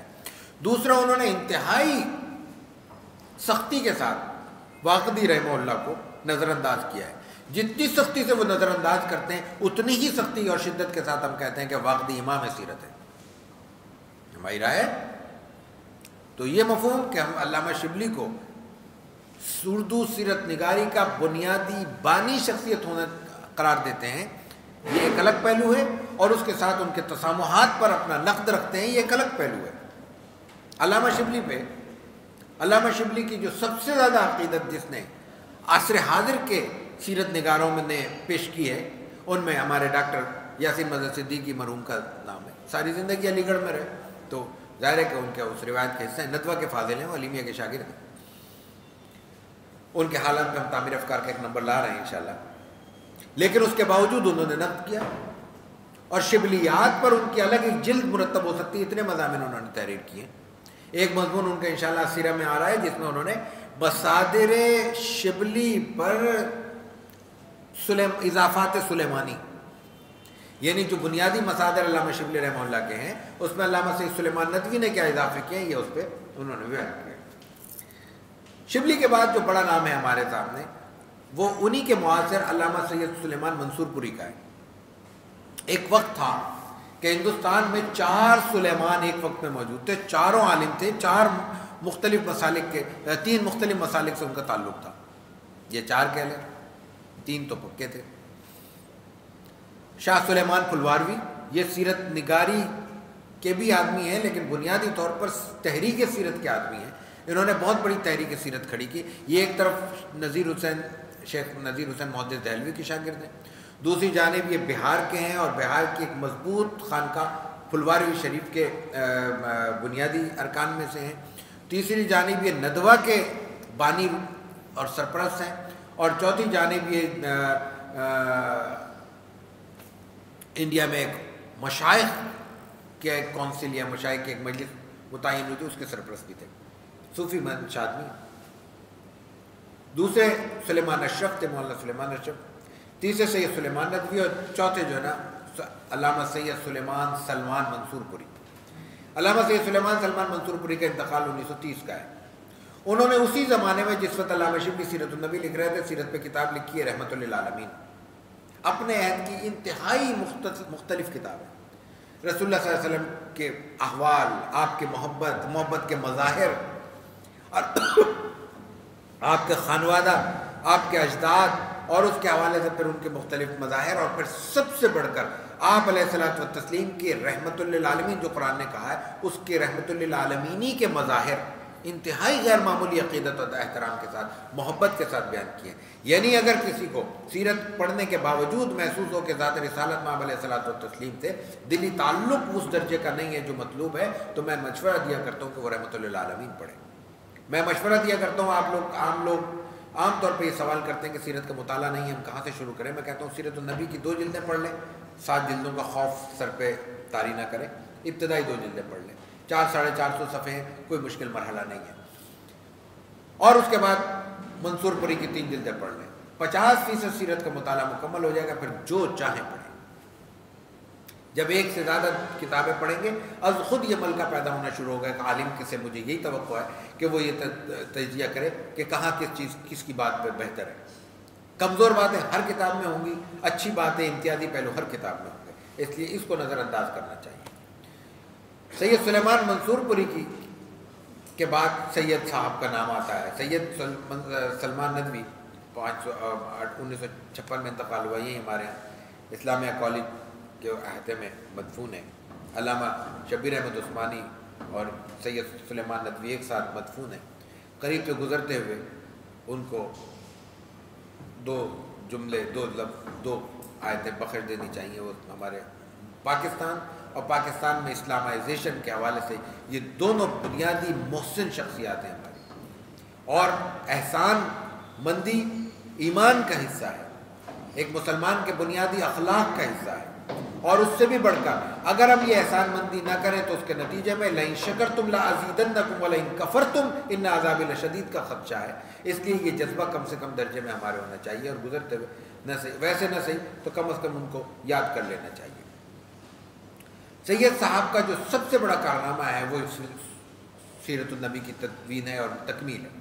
لیکن اس کے بالکل پیرالل اتنی چھوٹی سی کتاب ہے، لیکن مجھ سے اگر وزن بنانے کا کہا جائے، دونوں کے وزن متعین کرنے کا کہا جائے، تو میں سیرت النبی کے برابر کا وزن دوں گا، اگر اس سے زیادہ وزن نہیں دوں گا تو وہ ان کے خطبات مدراس ہیں۔ خطبات مدراس جیسا کہ عنوان سے ظاہر ہے، مدراس میں ایک ادارے مقام پر ان کے خطبات ہوئے۔ اس کی تفصیل جو جاننا چاہتے ہیں، جو زیادہ تفصیل سے پڑھنا چاہتے ہیں، وہ ان کے لیے میں مشورہ دوں گا کہ ہماری ایک چھوٹی سی کتاب ہے، وہ موجود ہے میرے پاس اس وقت، وہ ہے سیرت نگاری کے اردو سیرت کے مناہج و اسالیب۔ ان مناہج و اسالیب میں ایک محاضراتی ادب ہم نے بیان کیا ہے، 14 غالباً شخصیات کو، 13-14 شخصیات کو بیان کیا۔ اس میں پہلی اولین کتاب ہم نے سید صاحب کی خطبات مدراس بیان کی، اردو میں نہیں، عربی اور انگریزی میں نہیں، دنیا اسلام کی بلکہ دنیا سیرت کی کسی بھی زبان میں خطبات مدراس کے موضوع اور مضمون اور اسلوب کی دوسری کتاب نہ اس سے پہلے نظر آتی ہے نہ اس کے بعد۔ آج تب اس کتاب کے مضمون کو بھی آگے بڑھانے والا پیدا نہیں ہوا، کوئی جا کے اس کے مضامین کو دہرانے والا کوئی شخص نظر آئے یا اس سے ہٹ کر کوئی چیز پیدا کرنے والا، پیش کرنے والا۔ اردو میں یہ محاضراتی ادب یا اسلوب کی بحث کل انشاءاللہ مختصر کریں گے، یہ سید صاحب کا بڑا کام ہے۔ اس کے بعد پھر ایک سیریز ہے، میں چند شخصیات کا بہت عجلت میں ذکر کر کے اپنی بات کو ختم کروں گا۔ سیرت پہ میں نے ابتدا میں ذکر کیا کہ ولیم میور کے جواب میں سر سید نے گفتگو کی، مارگیولٹ کو ذہن میں رکھتے ہوئے سیرت النبی تشکیل دی، تحریر کی گئی۔ اس کے ساتھ ساتھ پادری فنڈر ایک پیدا ہوا، ایک اور مختلف حوالوں سے جانے پہچانی شخصیات تھی، ایک شخصیت تھی، ایک اور پادری اس زمانے میں پیدا ہوئے، اور ان لوگوں نے مختلف حوالوں سے سیرت پہ، رسول اللہ صلی اللہ علیہ وسلم کے احوال پہ، آپ کے حیات پہ اشکال شروع کی۔ ان میں بہت سے حضرات ایسے کھڑے ہوئے جنہوں نے ان کا جواب دیا۔ ان جواب دینے والوں میں دو طرح کی شخصیات ہیں، بعض نے آج کا بھی ہمارا ایک پسندیدہ عنوان ہے مناظراتی ادب، اس انداز کو اختیار کیا، لیکن بعض نے باقاعدہ ٹھوس جواب دے کر ان کی بات کو رد کرنے کی ایک شعوری کوشش کی۔ میں یہ عرض کرتا چلوں، بلکہ ایک بات رہ گئی تفسیر کے ذکر میں، وہ بات کرنا بہت ضروری ہے۔ میں عرض کرتا چلوں، میں اس پہ شخصیت کی بات پہ آگے آتا ہوں کہ ان شخصیات میں ایک بڑا نام مرزا حیرت دہلوی کا ہے، اور ان کی پہلی کتاب 1800 کچھ میں 95-90 میں شائع ہوئی، اس کے بعد 1900 کے بعد بھی شائع ہوئی، 3-4 کتابیں کم از کم ہمارے پاس ہیں، سیرت محمدی، سیرت الرسول، آخری پیغمبر وغیرہ۔ لیکن ان کا اسلوب وہی مناظرانہ ہے اور وہ الزامی جواب دیتے ہیں۔ نتیجہ یہ ہے کہ ان کی کتاب متعارف نہیں ہے، نتیجہ یہ ہے کہ ان کی کتاب سے بہت زیادہ استفادہ نہیں ہوا، اس لیے کہ الزامی جواب محض سامنے موجود شخص کو چپ کرانے کے کام آتا ہے، لیکن یہ جو علم اور عقیدتوں کا رشتہ ہے، اس کا تعلق دل سے ہوتا ہے، دماغ سے نہیں ہوتا، اور دل کو اپیل کرنے کے لیے الزامی جواب کافی نہیں ہوتا۔ دل کو خدشات دماغ سے لاحق ہوتے ہیں، محبتیں دل میں پروان چڑھتی ہیں، اور شکوک و شبہات دماغ کی پیدائش ہے۔ تو محبتوں کو برقرار رکھنے کے لیے دماغ میں پیدا ہونے والے شکوک و شبہات کو دور کرنا ضروری ہوتا ہے، اور وہ دماغ کے جو شکوک و شبہات ہیں وہ الزامی جواب سے دور نہیں ہو سکتے۔ یہ بات ہمیں پیش نظر رکھنی چاہیے۔ اور آج کی گفتگو میں بھی جب یہ بات کہی جا رہی ہے کہ آج کا دور مکالمے کا دور ہے، مناظرے کا دور نہیں ہے، تو اس کا مفہوم یہی ہے کہ مخالف کی اصل ایکچوئل پوزیشن کو متعین کر کے کہ وہ کہاں کھڑا ہے، اس کا موقف کیا ہے، اور وہ موقف اس سے جان کر، یہ نہیں کہ آپ نے یوں کہا تھا اس کا مطلب یہ، وہ ہاتھ جوڑ رہا ہے خدا کے واسطے یہ میرا مطلب نہیں ہے، نہیں صاحب آپ نے یوں کہا ہے، یعنی اس کی بات، اس کی رائے بھی ہم متعین کر کے ہم خود ہی جواب دے رہے ہیں، اور خود ہی اس کو اپنے ہاتھ پکڑ کے دائرہ اسلام سے باہر چھوڑ کے آگے مطمئن ہوتے ہیں ہم نے اسلام کو محفوظ کر لیا۔ یہ رویہ درست نہیں ہے، اس کو متعین کریں۔ ممکن ہے کہ وہ مسلمان ہو، ممکن ہے وہ متشکک ہو، ممکن ہے کہ وہ مذبذبین میں شامل ہو، اور ممکن ہے کہ وہ ہمارا ہی بھائی ہو اور صرف زبان سے، لہجے سے یا اشکال سے یا کسی اور کا اشکال کرنے کی وجہ سے ہماری نظروں میں مشکوک ہو چکا ہو، تو اس کو متعین کیا جائے اور اس کے بعد اس سے بات کی جائے۔ جس حد تک اپنی صلاحیت ہے، جہاں ہم محسوس کریں کہ ہم کمزور ہو رہے ہیں، یعنی ہم اس بات کو سمجھنے سے قاصر ہیں، تو اپنے دوسرے حضرات سے استفادہ کر لیا جائے، اپنے علم کو آگے بڑھا دیا جائے۔ قرآن کریم جب ہمیں یہ کہتا ہے کہ وَفَوْقَ كُلِّ ذِي عِلْمٍ عَلِيمٌ، تو اس کا مطلب یہی ہوتا ہے کہ وہ ہمیں یہ توجہ دلا رہا ہے کہ سیکھنے کا عمل جاری رہے گا۔ اگر کہیں محسوس ہو کہ ہماری گاڑی رکتی ہوئی نظر آ رہی ہے تو دوسرے اہل علم کو تلاش کرو، یقیناً موجود ہوں گے۔ بڑے سے بڑے شخص کو یہ کہنا، یہ تصور کرنا درست نہیں ہوگا کہ میں تو اتنا بڑا عالم ہوں، مجھ سے بڑا کون ہو سکتا ہے، اس لیے کہ قرآن کریم کہہ رہا ہے وَفَوْقَ كُلِّ ذِي عِلْمٍ عَلِيمٌ۔ یہ ممکن نہیں ہے کہ من کل الوجوہ وہ آپ سے بڑا ہو، یہ ممکن ضروری نہیں ہے۔ عین ممکن ہے کہ جس مسئلے میں آپ کو دشواری پیش آ رہی ہے اس کا حل اس کے پاس موجود ہو، یہی اس کا بڑا ہونا ہے۔ ممکن ہے کہ ایک شخص آپ کو بظاہر نظر آئے کہ وہ تقوی و طہارت میں کمزور ہے، لیکن ایک ممکن ہے کہ وہ میتھ کا سوال آپ کا درست کر دے۔ میتھ میں ہوتا کیا ہے، ریاضی میں یہی ہوتا ہے نا کہ بڑی سی ٹیبل ہے، اس کو ہمیں حل کرتے کرتے کرتے آ رہے ہیں، ایک جگہ اٹک گئے کہ اس سے آگے کیسے بڑھے، اور وہ ایک شخص آیا، اس نے کہا بھائی یہ فارمولہ لگا رہے ہو غلط ہے، یہاں یہ فارمولہ لگے گا۔ نہ اس نے پیچھے آپ کو گائیڈ کیا، نہ آگے گائیڈ کیا، شروع سے آپ چلتے آ رہے ہیں، آگے آپ اپنی منزل پہ خود پہنچے ہیں، درمیان میں ایک چھوٹا سا نقطہ اس نے عطا کر دیا۔ تو یہی اس کا وفوق کل ذی علم علیم ہونا تھا کہ اس مرحلے میں جہاں ہم اٹک رہے تھے ہماری رہنمائی اس کے ہاتھ سے اللہ تعالیٰ نے کرا دی۔ تو یہ ان کا بنیادی معاملہ تھا، اور یہ اس پورے عمل میں ہمیں اس پیش کو بھی پیش نظر رکھنا چاہیے۔ تو ان شخصیات میں جن کا میں ذکر کر رہا ہوں، ان میں ایک غیر معمولی کام، جیسا کہ میں نے عرض کیا کہ ہندوستان میں ایک پہلے لوک ادب کی تحریک شروع ہوئی، مولود ناموں کی، اس کے بعد پوری ایک سیرت تحریک شروع کی گئی علامہ شاہ سلیمان پھلواروی رحمہ اللہ نے، اور شاہ سلیمان پھلواروی رحمہ اللہ نے کے بعد جو تیسرا بڑا نام ہمیں اس خطے میں، دوسرا نام شخصیت کے اعتبار سے سیرت کی تحریک سیرت کے حوالے سے نظر آتا ہے، وہ عبد المجید کا نظر آتا ہے۔ یہ سیرت کمیٹی پٹی ہے، پٹی مجھے جہاں تک یاد پڑ رہا ہے لاہور کا ایک علاقہ تھا جو تقسیم ہند کے وقت انڈیا میں چلا گیا۔ اس سیرت کمیٹی میں عبد المجید قریشی نے وہ سیرت کمیٹی قائم کی تھی، اور نور کے نام سے اخبار، غالباً نور ایسا کوئی نام تھا، انہوں نے نکالا تھا۔ ان کا طریقہ کار بڑا عجیب و غریب تھا۔ انہوں نے کیا کیا کہ جمعے سے پہلے ان کا اخبار شائع ہو جاتا تھا، اور جمعے کے لیے خطباء کو ایک تقریر تیار ہوتی تھی کہ اگر کوئی شخص تقریر نہ کر سکے تو وہ یہی پڑھ دے، یا اس سے استفادہ کر کے اپنی تقریر تیار کر لے، جمعے کی تقریر۔ تو اس میں ایک تنوع تھا، اور اس میں انہوں نے اہل قلم سے رابطہ کیا، اور نئے لکھنے والے ان کو بہت بے تحاشا میسر آئے، تو اس کے نتیجے میں تحریر میں تنوع بھی رہا اور لوگوں کی دلچسپی بھی برقرار رہی۔ اچھا، اب وہ اس کو مینیج کیسے کیا جائے؟ ظاہر ہے کہ آج سے 80 سال 90 سال پرانی بات ہو رہی ہے، تو کیسے وہ مینیج کریں؟ اس کے لیے وسائل کہاں سے آئے؟ وہ بالکل ایک عام آدمی کی تحریک تھی۔ انہوں نے یہ کیا کہ جو کنستر ہوتے ہیں نا، تیل کے کنستر ہوتے تھے پہلے، یہ کنستر انہوں نے گھروں میں رکھنا شروع کیے، اور خواتین کو ٹارگٹ کیا۔ اس قسم کے جو خیر کا کام ہے اللہ تعالیٰ خواتین سے زیادہ لیتا ہے، ان کا دل نرم ہوتا ہے، جذبات میں جلد آ جاتی ہیں، اور پھر رسول اللہ صلی اللہ علیہ وسلم کی سیرت کا معاملہ ہو تو اور بار عقیدت تو ظاہر ہے کہ ان کے اندر حصہ ہے، ان کے مزاج کا حصہ ہے۔ انہوں نے یہ کیا کہ وہ کنستر سب کو دے دی، اور کہا کہ جب آپ آٹا گوندنے لگے گھر میں، اب تو روٹی نہیں گھر میں پکتی، تو اب کیا آٹا گوندے گا اور کیا ہمیں زندہ ملے گا؟ تو جب بھلے وقتوں کی بات ہے گھر میں روٹیاں پکا کرتی تھی، تو انہوں نے کہا کہ کنستر رکھ لو، اور جب تم گھر میں 10 افراد 5 افراد 7 افراد کے لیے روٹیاں بناؤ تو ایک مٹھی آٹا اس میں ڈال دیا کرو بس۔ اب ظاہر ہے کہ آٹا گوندھ رہا ہے، ایک تشلا بھر کے ہم آٹا گوندھ تیار کر رہے ہیں، روٹیاں پک رہی ہیں، اس میں مٹھی پر کسی کو کھلے گا نہیں، محسوس نہیں ہوگا کہ ہم نے کوئی بہت بڑا کارنامہ انجام دیا۔ اور اس کے بعد کیا ہوتا تھا کہ ان کے ہر علاقے میں نمائندے تھے، وہ نمائندہ آتا تھا، ہفتے کے ہفتے کنستر خالی کرتا تھا اپنے بڑے برتن میں، وہ کنستر خالی ہو گیا، اور وہ آٹا لے جا کے بازار میں بیچ دیتے، تو ان پیسے آ جاتے تھے، پیسوں سے وہ رسالے خریدتے تھے، وہ اخبار بانٹ دیتے تھے لوگوں کو۔ یہ مینجمنٹ ہے، یہ منصوبہ بندی ہے جس کو ہم نظر انداز کر رہے ہیں۔ ہم کام چھوٹا سا بھی شروع کرنا چاہیں تو خواب اتنا بڑا دیکھتے ہیں، بڑا ادارہ ہوگا، بڑا شخصیت ہوگی، بڑے اس میں تام جام ہوں گے، اور اس میں یوں کیمرے لگے ہوئے ہوں گے، اور یوں ٹیبلیں بچھی ہوئی ہوں گی، اور یوں اس میں ڈسپلے ہوگا، اور چونکہ یہ سب کچھ نہیں ہوتا تو ہم خواب دیکھ کے اگلے دن پھر نئے سے خواب دیکھنا شروع کر دیتے ہیں، پرانے خواب بھول جاتے ہیں۔ یہ کام کرنے سے ہوتے ہیں، اور اسی طرح ہوتے ہیں جس طرح یہ کام کیے گئے۔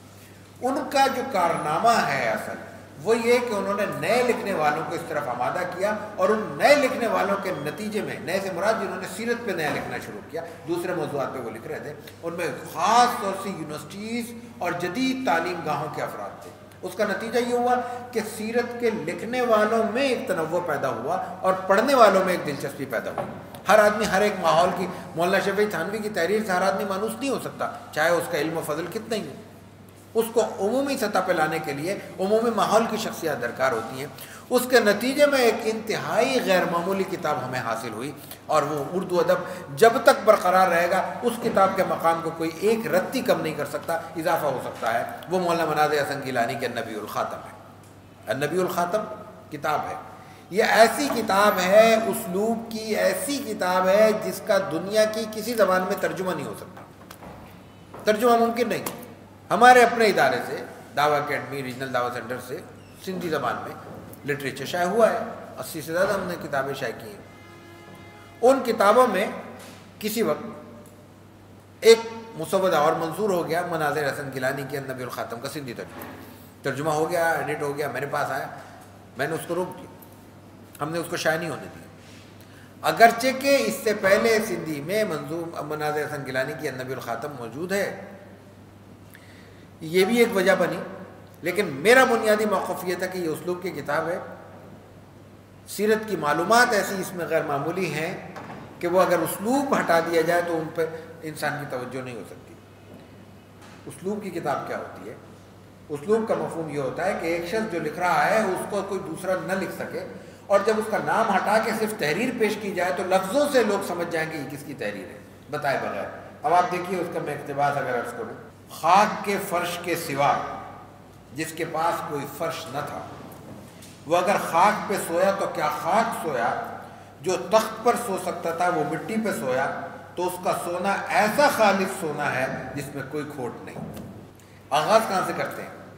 آنے کو، یوں آنے کو تو سبھی آئے، سب میں آئے، سب جگہ آئے، سلام ہو ان پر کہ بڑی کٹھن گھڑیوں میں آئے، لیکن کیا کیجئے ان میں جو بھی آیا جانے کے لیے آیا، یعنی تمام انبیاء آئے اور اپنا رخصت ہو گئے، پر ایک اور صرف ایک جو آیا اور آنے ہی کے لیے آیا، جو آنے کے بعد پھر کبھی نہیں ڈوبا، چمکا اور چمکتا ہی چلا جا رہا ہے، بڑھا اور بڑھتا ہی چلا جا رہا ہے، چڑھا اور چڑھتا ہی چلا جا رہا ہے۔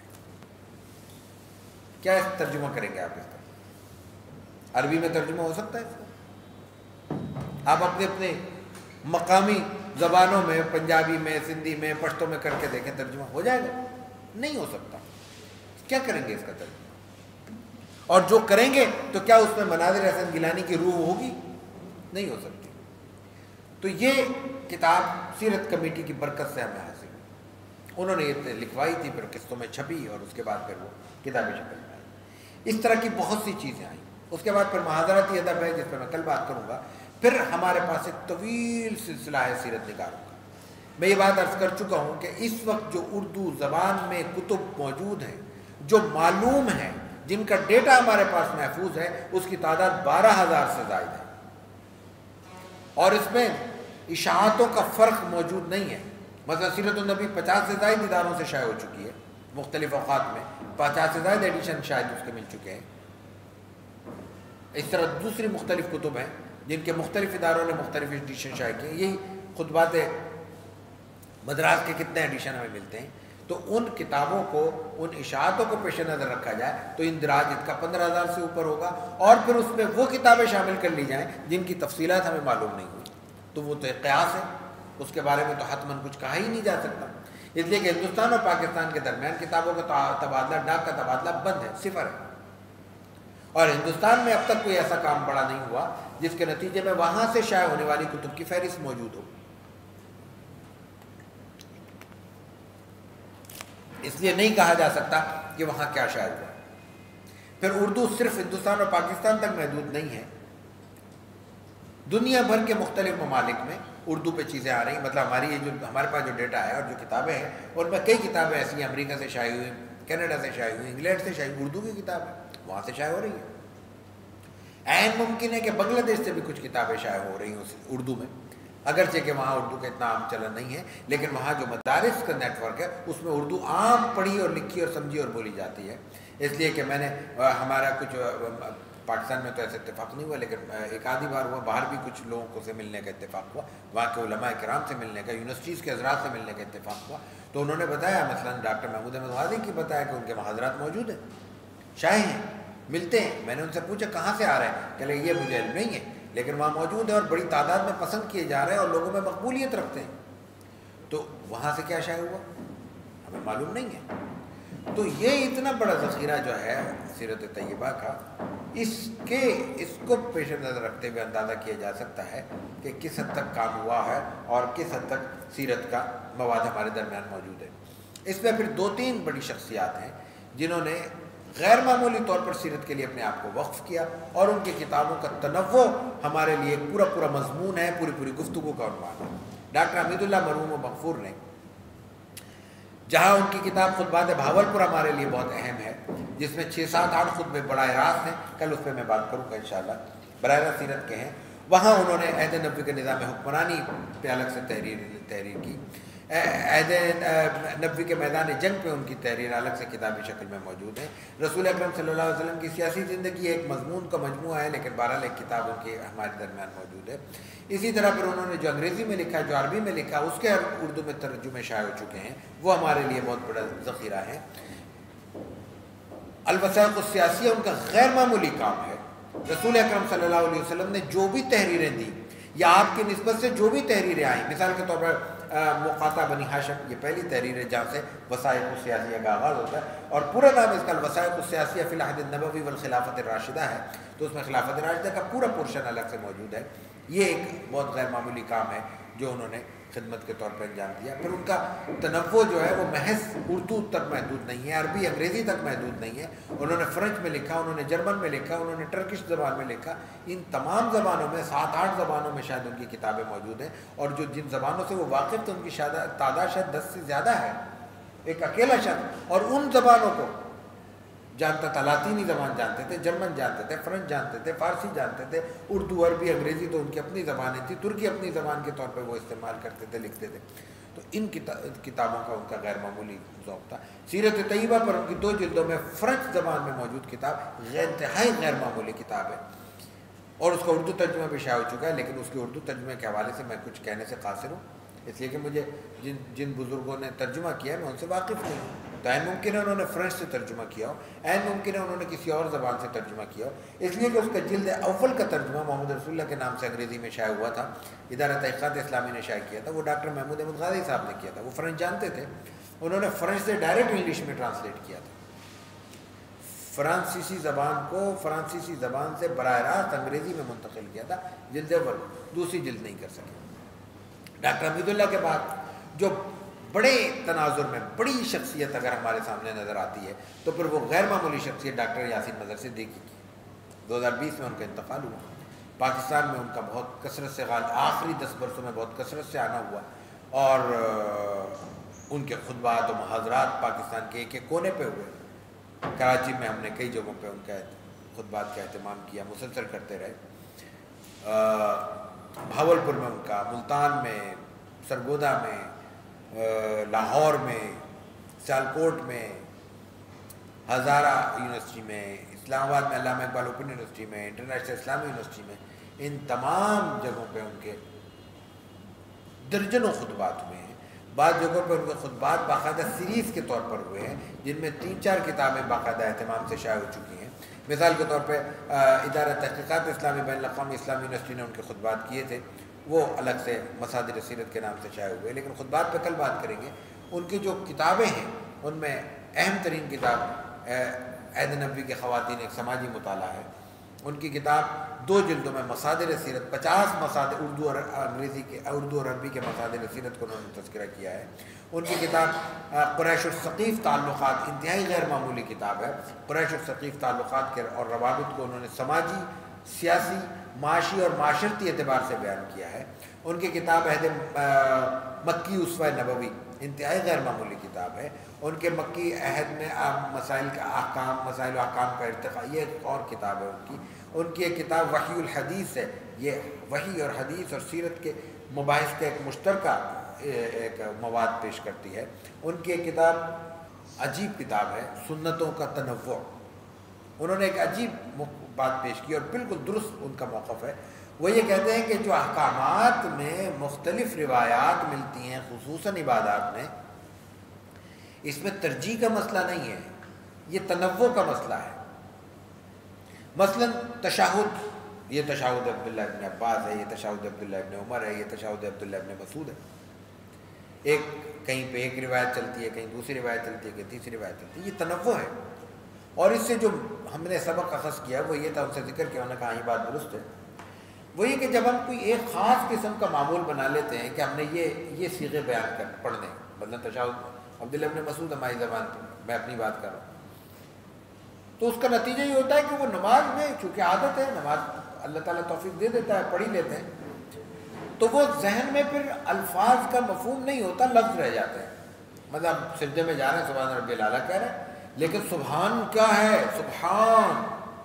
سبحان الذی اسریٰ بعبدہ لیلا، کیا اس کی جلالت شان ہے اس لفظ سے مفہوم جو ٹپک رہے ہیں وہ ذہن میں نہیں ہوتا. ربی، میرا ربی اللہ، ربی تو واقعی میرا رب ہے، واقعی میں رب کو اس طرح محسوس کرتا ہوں.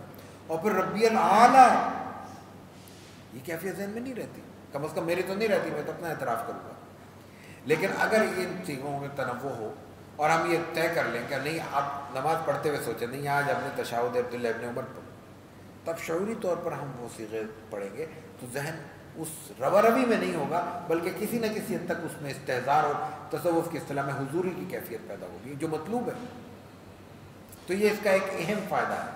تو انہوں نے سنت کے تنوع میں یہ بات بیان کی ہے کہ یہ جو احکامات میں فرق آتا ہے، کہیں کوئی آمین کا معاملہ آ جاتا ہے، کہیں رفع دین کا معاملہ آ جاتا ہے، کہیں مختلف عبارتوں کا اور صیغوں کا، مختلف دعاؤں کا ذکر آ جاتا ہے، اس کا مطلب تنوع ہے اور اس میں جمع بھی ہو سکتا ہے. اور جب خصوصاً فقہ حنفیہ کے یہاں جو بات ملتی ہے کہ فلاں بات فلاں صیغہ ہے اور یہ کم ہے، یہ وظیفہ رکھا جائے، اس کا مفہوم یہ ہے کہ وہ کم سے کم یہ ضرور پڑھا جائے تاکہ ہماری نماز کسی درجے میں فرض کی کیفیت سے نکل سکے. لیکن اگر اس میں اضافہ ممکن ہو تو جتنا چاہے اضافہ کرے. تو یہ ان کی کتابوں کے مختصر سا تعارف تھا. ان کی کتابوں میں بہت سا مواد وہ ہے جو اب تک شائع نہیں ہو سکا، اور یہ وہ شخصیت ہے جنہوں نے مجموعی طور پر جو ذخیرہ چھوڑا ہے، ان کے تحریری تحقیقی مضامین کی تعداد جو کم از کم میرے پاس موجود ہے اس کی 250 سوا 200 سے زائد، 230 سے 250 تک مقالات ہمارے پاس موجود ہیں. اور کتنی چیزیں ہوں گی جو آج ہم تک نہیں پہنچ سکی ہوں گی. ظاہر ہے کہ ان کے بہت بڑا 40 برس ہیں مسلسل وہ شائع ہوتے رہے ہیں پاکستان اور ہندوستان کے نامی گرامی رسائل میں. تو ظاہر ہے کہ کچھ چیزیں ہم تک نہیں پہنچی ہوں گی. کچھ خطبات ان کے یہاں ایسے ہوں گے جو شائع نہیں ہوئے ہوں گے. کچھ کتابوں کے مسودے ایسے ہیں جو موجود نہیں ہیں. ابھی تک ان کا واغدی پہ کام کر رہے تھے اور محمد بن اسحاق پہ ان کا کام تھا، وہ شائع نہیں ہوا، کتابی صورت میں موجود نہیں ہے، ابھی محفوظ ہے لیکن ابھی شائع نہیں ہوا کچھ. اس کے بعد پھر کچھ شخصیات اور ہیں اور ان کے کام بھی ہمارے درمیان موجود ہیں. میں بس کچھ نام جو بغیر کسی ترتیب کے صرف ان شخصیات کو زندہ رکھنے کے لیے اور تازہ کرنے کے لیے، وہ ہم سب ہر شخص جس نے سیرت پر کچھ لکھا ہے ہمارا محسن ہے، تو ان کا نام ہمارے سر پہ ہماری آنکھوں کے سامنے ہونا چاہیے. تو میں وقت ہو چکا ہے، 2-4 منٹ آپ کی اضافی لوں گا. مولانا ادریس کاندھلوی کی سیرت مصطفیٰ، مولانا حکیم عبدالرؤف دانہ پوری کی اصح السیر، یہ اہم ترین کتابیں ہیں. اصح السیر مکمل نہیں ہو سکی لیکن اس بہرحال جتنی ہے وہ اہم ہے، اور اس کا خصوصاً مقدمہ بہت اہم ہے سیرت کے حوالے سے، سیرت نگاری کے حوالے سے. پھر ایک کتاب ہمارے یہاں بہت مقبول ہوئی، اچھی کتاب ہے، بعض پہلو نقد کے اس میں بھی موجود ہیں لیکن اس کی شہرت میں اور کچھ عوامل بھی ہیں، وہ ہے الرحیق المختوم. لیکن الرحیق المختوم جس مقابلے میں اول آئی، اسی مقابلے میں دوم اور سوم بھی کچھ کتابیں آئی تھیں جن کو ہم نے مکمل طور پر نظر انداز کیا ہے. یہ بات درست نہیں ہے. الرحیق المختوم اردو میں اول نہیں آئی تھی، جو کتاب اس مقابلے میں اردو میں انعام یافتہ شمار ہوئی وہ ہمارے اس عہد کے، ہمارے اس خطے کے ایک بہت بڑی علمی شخصیت ڈاکٹر نصیر احمد ناصر کی پیغمبر اعظم و آخر ہے۔ اب دیکھیں کتاب کا نام بھی دیکھیے، پیغمبر اعظم و آخر، اردو میں شائع شدہ موجود ہے، فیروز سن سے شائع کی ملتی ہے۔ اردو میں فلسفے کی روایت کو سیرت کے ساتھ گوندھ کر پیش کرنے والی سب سے اہم کتاب پیغمبر اعظم و آخر ہے۔ وہ بنیادی طور پر فلسفے کے آدمی تھے، روایت کے آدمی تھے، انہوں نے تفسیر بھی لکھی ہے قرآن کریم کی، اور فلسفے میں ایک بہت اہم عنوان ہے جمالیات کا۔ جمالیات کی روایت کو اسلامی تناظر میں، شریعت کے تناظر میں، شریعت کے دائرے میں رکھتے ہوئے اگر اردو میں کسی شخص نے نبھایا ہے تو وہ صرف میری نظر میں تحریری صورت میں جس کا ذخیرہ، جس کو اعتماد کے ساتھ پیش کیا جا سکتا ہے، وہ ڈاکٹر نصیر احمد ناصر ہے۔ ان کی کتابیں کئی موجود ہیں فلسفے پہ، جمالیات کے نام سے الگ کتاب موجود ہے، اور اس کے مظاہر ان کی اس کتاب میں بھی نظر آتے ہیں۔ تیسری کتاب انگریزی میں تھی، اس کا بھی اردو ترجمہ ہو چکا ہے، وہ خاتم النبیین ہے ڈاکٹر ماجد خان کی، وہ بھی اردو میں آ چکی ہے۔ 1960 کی دہائی میں ایک اہم کتاب ڈاکٹر خالد علوی مرحوم کی، ہماری دعویٰ اکیڈمی کے ڈی جی رہے وہ 6 سال، 2000 سے 2006 تک، عالم تھے، بڑے آدمی تھے، پنجاب یونیورسٹی میں ڈین رہے ہیں، مختلف عہدوں پہ رہے۔ انسان کامل، انسان کامل فیصل نے چھاپی ہے، لاہور سے چھپتی ہے، ملتی ہے، کی سب سے اہم خوبی یہ ہے کہ اس میں جو سیرت کا بیانیہ اور سیرت کا تاریخی حصہ ہے وہ مختصر ہے، اور اس کے بعد رسول اللہ صلی اللہ علیہ وسلم کی سیرت کے مختلف پہلوؤں پہ الگ الگ تفصیل کے ساتھ لکھا ہے۔ آپ صلی اللہ علیہ وسلم بحیثیت قائد، بحیثیت خطیب، بحیثیت عسکری رہنما، بحیثیت مقنن، بحیثیت داعی، بحیثیت منصف اور فلاں، بحیثیت شوہر اور فلاں اور فلاں اور فلاں اور فلاں، تفصیل کے ساتھ بیان کیا۔ اس لیے اسی کے ساتھ خلق عظیم کے عنوان سے آپ کے اخلاق پر بہت الگ سے انہوں نے بیان کیا۔ یہ الگ سے دعویٰ اکیڈمی نے خلق عظیم کے نام سے کتاب بھی شائع کی ہے۔ ان کتابوں میں اور بہت سی کتابوں کا اضافہ کیا جا سکتا ہے، لیکن 2 شخصیات کا ذکر کر کے میں بات ختم کرتا ہوں، اس لیے کہ یہ بات وہ ہے جو پھیلتی جا رہی ہے اور سمیٹنا میرے بس کا نہیں ہے۔ ایک ہیں ڈاکٹر نثار احمد مرحوم، ابھی پچھلے سال ان کا انتقال ہوا، کیا یونیورسٹی میں شعبہ ہسٹری کے، مسلم ہسٹری کے سربراہ رہے، ڈین رہے۔ ریاست پہ، ہاں ڈاکٹر یاسین مظہر صدیقی صاحب کی ریاست میں بھی ایک کتاب تھی، بہت ضخیم، اس میں شائع ہو چکی ہے، اسلامی ریاست کے حوالے۔ اس پر 2 ہی شخصیات نے اردو میں بڑا کام کیا ہے ڈاکٹر حمید اللہ کے علاوہ۔ ڈاکٹر حمید اللہ کا کام اس طرح الگ سے ریاست پہ بہت مختصر ہے، مفصل جن لوگوں نے لکھا ہے ڈاکٹر یاسین مظہر صدیقی اور ڈاکٹر نثار احمد، اور ان دونوں نے ایک ہی وقت میں لکھا ہے، اور ایک ہی وقت میں ان کی کتاب الگ الگ جلدوں میں نقوش کے رسول نمبر میں شائع ہوتی رہی ہے، بعد میں الگ کتابی شکل میں شائع ہوئی۔ اسلامی ریاست کا نشو و ارتقاء، اس کے علاوہ انہوں نے خطبہ حجۃ الوداع پہ الگ سے کام کیا، اور حجۃ الوداع کی روایات کو الگ دفعات کی شکل میں ایک دستور کی صورت عطا کی۔ اس کے ساتھ ساتھ ان کے مخالفت قریش پر ان کی کتابیں، یہ مجھے سعادت حاصل ہوئی کہ اس کو مرتب کروں، ایڈٹ کروں، تو یہ ان کی کچھ کتابیں۔ اور اس سے پہلے 60 کی دہائی میں انہوں نے کچھ مضامین کو کچھ لوگوں سے لکھوا کر، کچھ پرانے مضامین کو ایڈٹ کر کے نقش سیرت کے نام سے 800 صفحے کی کتاب شائع کی تھی، جو دوبارہ ریپرنٹ ہو چکی ہے۔ ظاہر ہے کہ اب وہ پرانی کتاب ہے، اس میں بہت سی معلومات میں اضافے کی ضرورت تھی، لیکن بہرحال وہ اپنے عہد کی 60 کی دہائی میں جب اردو میں لٹریچر اتنا تفصیل کے ساتھ موجود نہیں تھا، تنوع کے ساتھ وہ ایک کتاب سامنے آئی تھی، اور وہ غیر معمولی کتاب تھی۔ اس کے بعد میں کچھ اپنی 1-2 چیزوں کا اپنے ادارے تعارف کرا دوں اس حوالے سے۔ وہ والد صاحب کی، جناب حافظ سید فضل الرحمان صاحب کی کتاب ہادی اعظم ہے۔ ان کی 3 چیزیں، ایک کا تو کل ذکر کریں گے، 2 چیزوں کا ہم آج ذکر کرتے ہیں۔ ہادی اعظم 3 جلدوں میں ہے، 1991 میں ایک جلد میں شائع ہوئی، 2000 میں پھر اس کی ایک جلد آئی تھی، دوسری جلد 2 حصوں میں تقسیم ہو گئی تھی، دوسری جلد شائع نہیں ہو سکی، پھر 2010 کے بعد وہ 2014 میں غالباً 3 حصوں میں وہ تقسیم ہوئی۔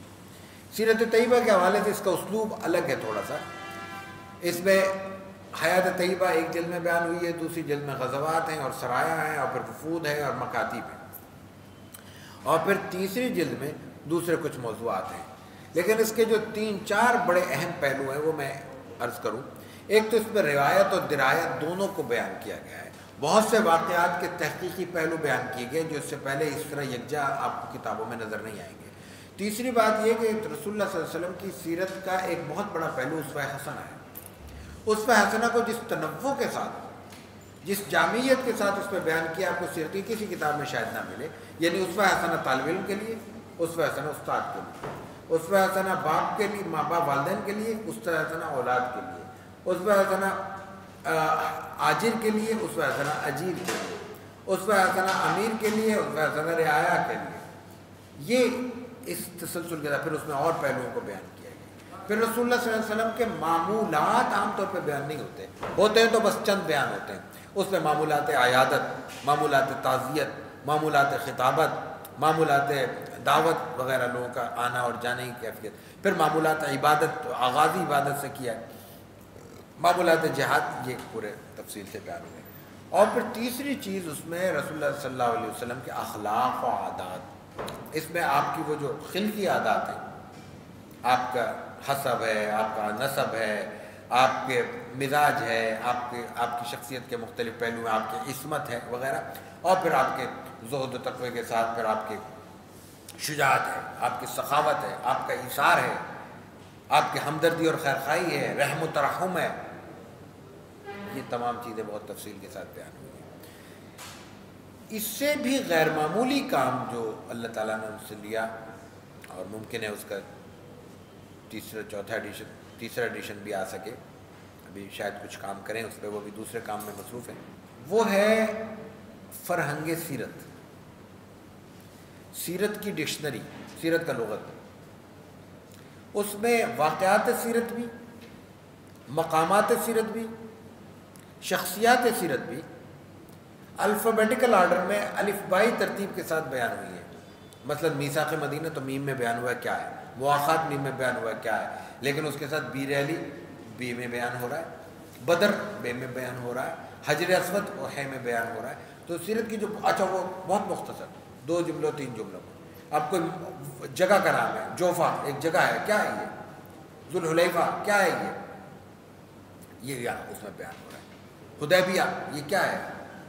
تو اس طرح اس میں پھر اس میں اماکن، بلدان، پہاڑ، جبال، آباد، ان تمام چیزوں کو اس میں بیان کیا گیا ہے۔ ویسے ان والد صاحب کا جو کام ہے وہ اصل میں ان کا جو پہلا کام تھا وہ بھی لغت پہ تھا۔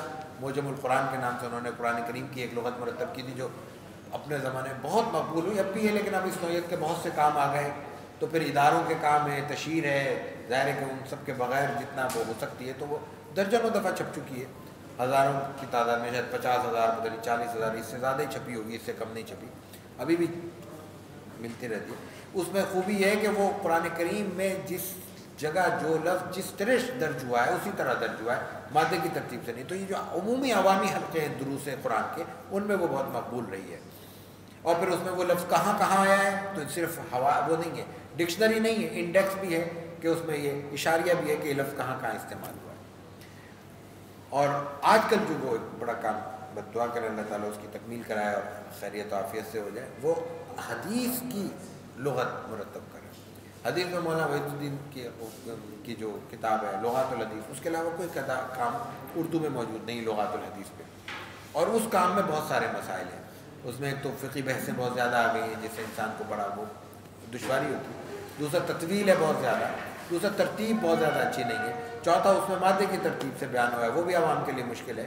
تو اس میں جو ترتیب انہوں نے فرنگ میں رکھی ہے، جو ترتیب انہوں نے اس میں رکھی ہے معجم القرآن میں رکھی ہے، وہی اس میں رکھی ہے قاموس الحدیث کے نام سے۔